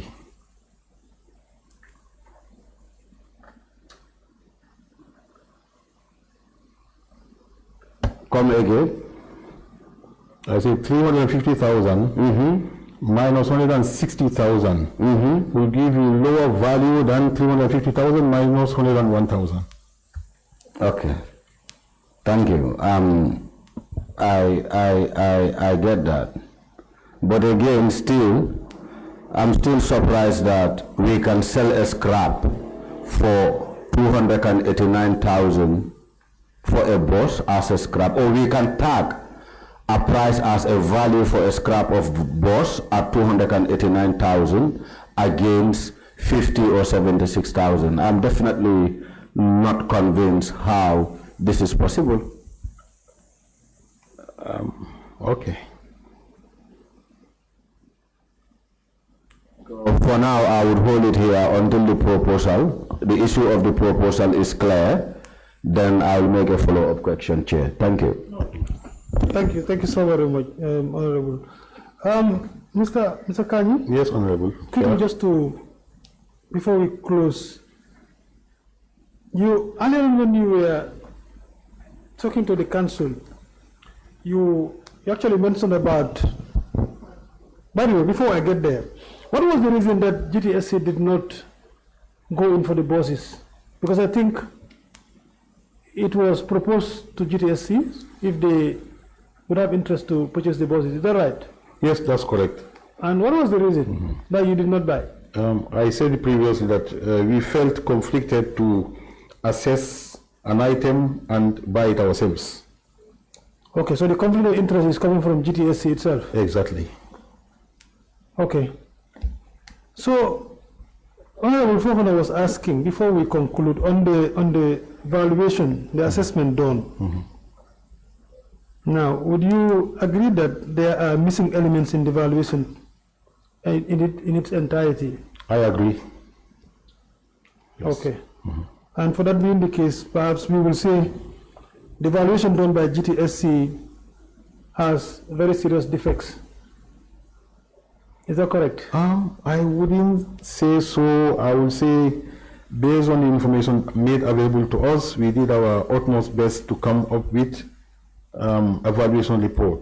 But it's based on what is available as information to us. But if there is any losses, if there's any losses in the sales of the buses, would GTSC take responsibility to say they did not give a fair, assessment of the buses to the commission to sell these vehicles? Would that be the case? I would say our valuation was based on our expertise through by technicians and the market going rate. So for us, we are convinced that we did not undervalue anything and we did not overvalue anything.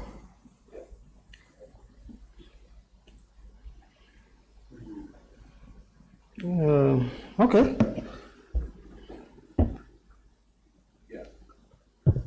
Chair, I think we have got made something clear, very clear here with regards to the valuation report. Going by the valuation arithmetic and the valuation report is telling you that there are errors. And GTSC was doing the right thing, telling us that what they did was right. And comparing to what we have in here, based on Mrs. Kanyi's response, there is a big problem with the valuation report. So should we accept the report to say it is correct, or should we say the report is incorrect? For the valuation report, if you look at the valuation report that is given to us, based on my arithmetic check, there are big gaps, Mr. Kanyi. So I will definitely say that this report is not correct. Either you are overcharging, or you are undervaluing. These two might happen. Thank you. All right. So the issue here is the onus lies on the committee to accept the valuation report, but Mr. Kanyi, as a witness, perhaps he has right to defend his valuation. I mean, his statement as well. But it is for us as a committee to determine whether what we have in our position is right or wrong. And I think the committee will take a decision on that. Remember, we will have a report based on our view of the whole assessment, and of course, what is submitted to us. We will take a decision on that, and perhaps it will form part of our recommendation later. Yes. So, Council, before we move, any further clarification? Yes, not quite clarifications, but just to remind the witness that there were 3 items he is to provide to the committee. The first one is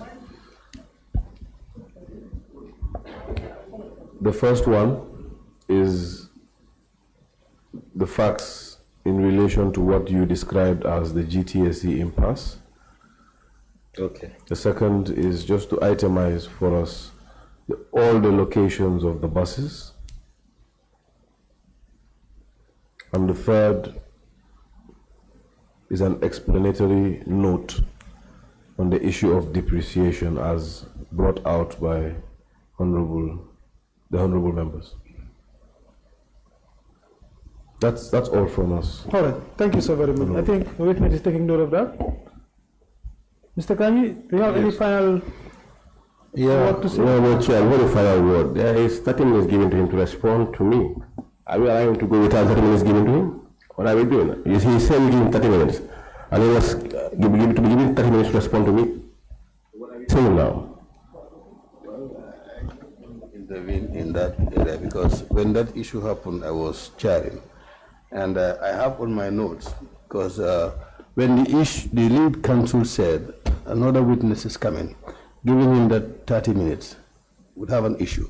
I put to the witness, do you have an answer to this question? And he said he has no answer to the question.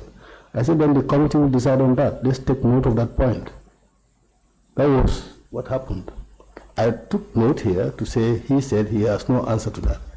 So like the chair said, when we are deliberating over these things, this thing needs to be highlighted. Very well, very well. Just like I said, if information is asked and it could not be provided, yes, the committee will determine what we put in the report and as part of our recommendation. But if the witness has the answer, perhaps you can provide the answer to the committee, okay? But if you do not have, yes, we will take note of it, and then it will form part of our report as well. Because I think it's a valid question, and it, seeks for a very clear answer. Thank you so very much. Do you have any final word before we? Yes, thank you, honorables and council team. Some valuable observations on our report. But just for some tips here to be guided properly on the values we have attached to our valuation, not to defend them, but just to guide each other. In this world of internet also, even if you go online to any vehicle valuation sites online, punch age of a particular vehicle and its current market value, you'll be guided. These are very straightforward answers one can get. As simple as that. It's a very simplistic approach, but we did not go that way. We have to assess thoroughly the vehicles and see a way of attaching values to them. I agree with the honorables that the depreciation aspect has some issues, which I promise to get back to you on. Yes, but that's one thing. But the most important aspect is an old vehicle will have a market value, whether scrap or not, and then that's exactly what we did as a GTSC. Thank you. And I promise to provide you the information as soon as possible, these 3 areas. Thank you. All right. Thank you so very much, Mr. Kanyi. And yeah, we will release you for today. Maybe in the course of the inquiry, if we need you again, yes, you will be listened to. Yes. Of course, you will be here to respond to more questions. Yes. And for now, we will take a lunch break, and then we'll resume at 3 o'clock. Okay. Thank you. Meeting adjourned. Thank you.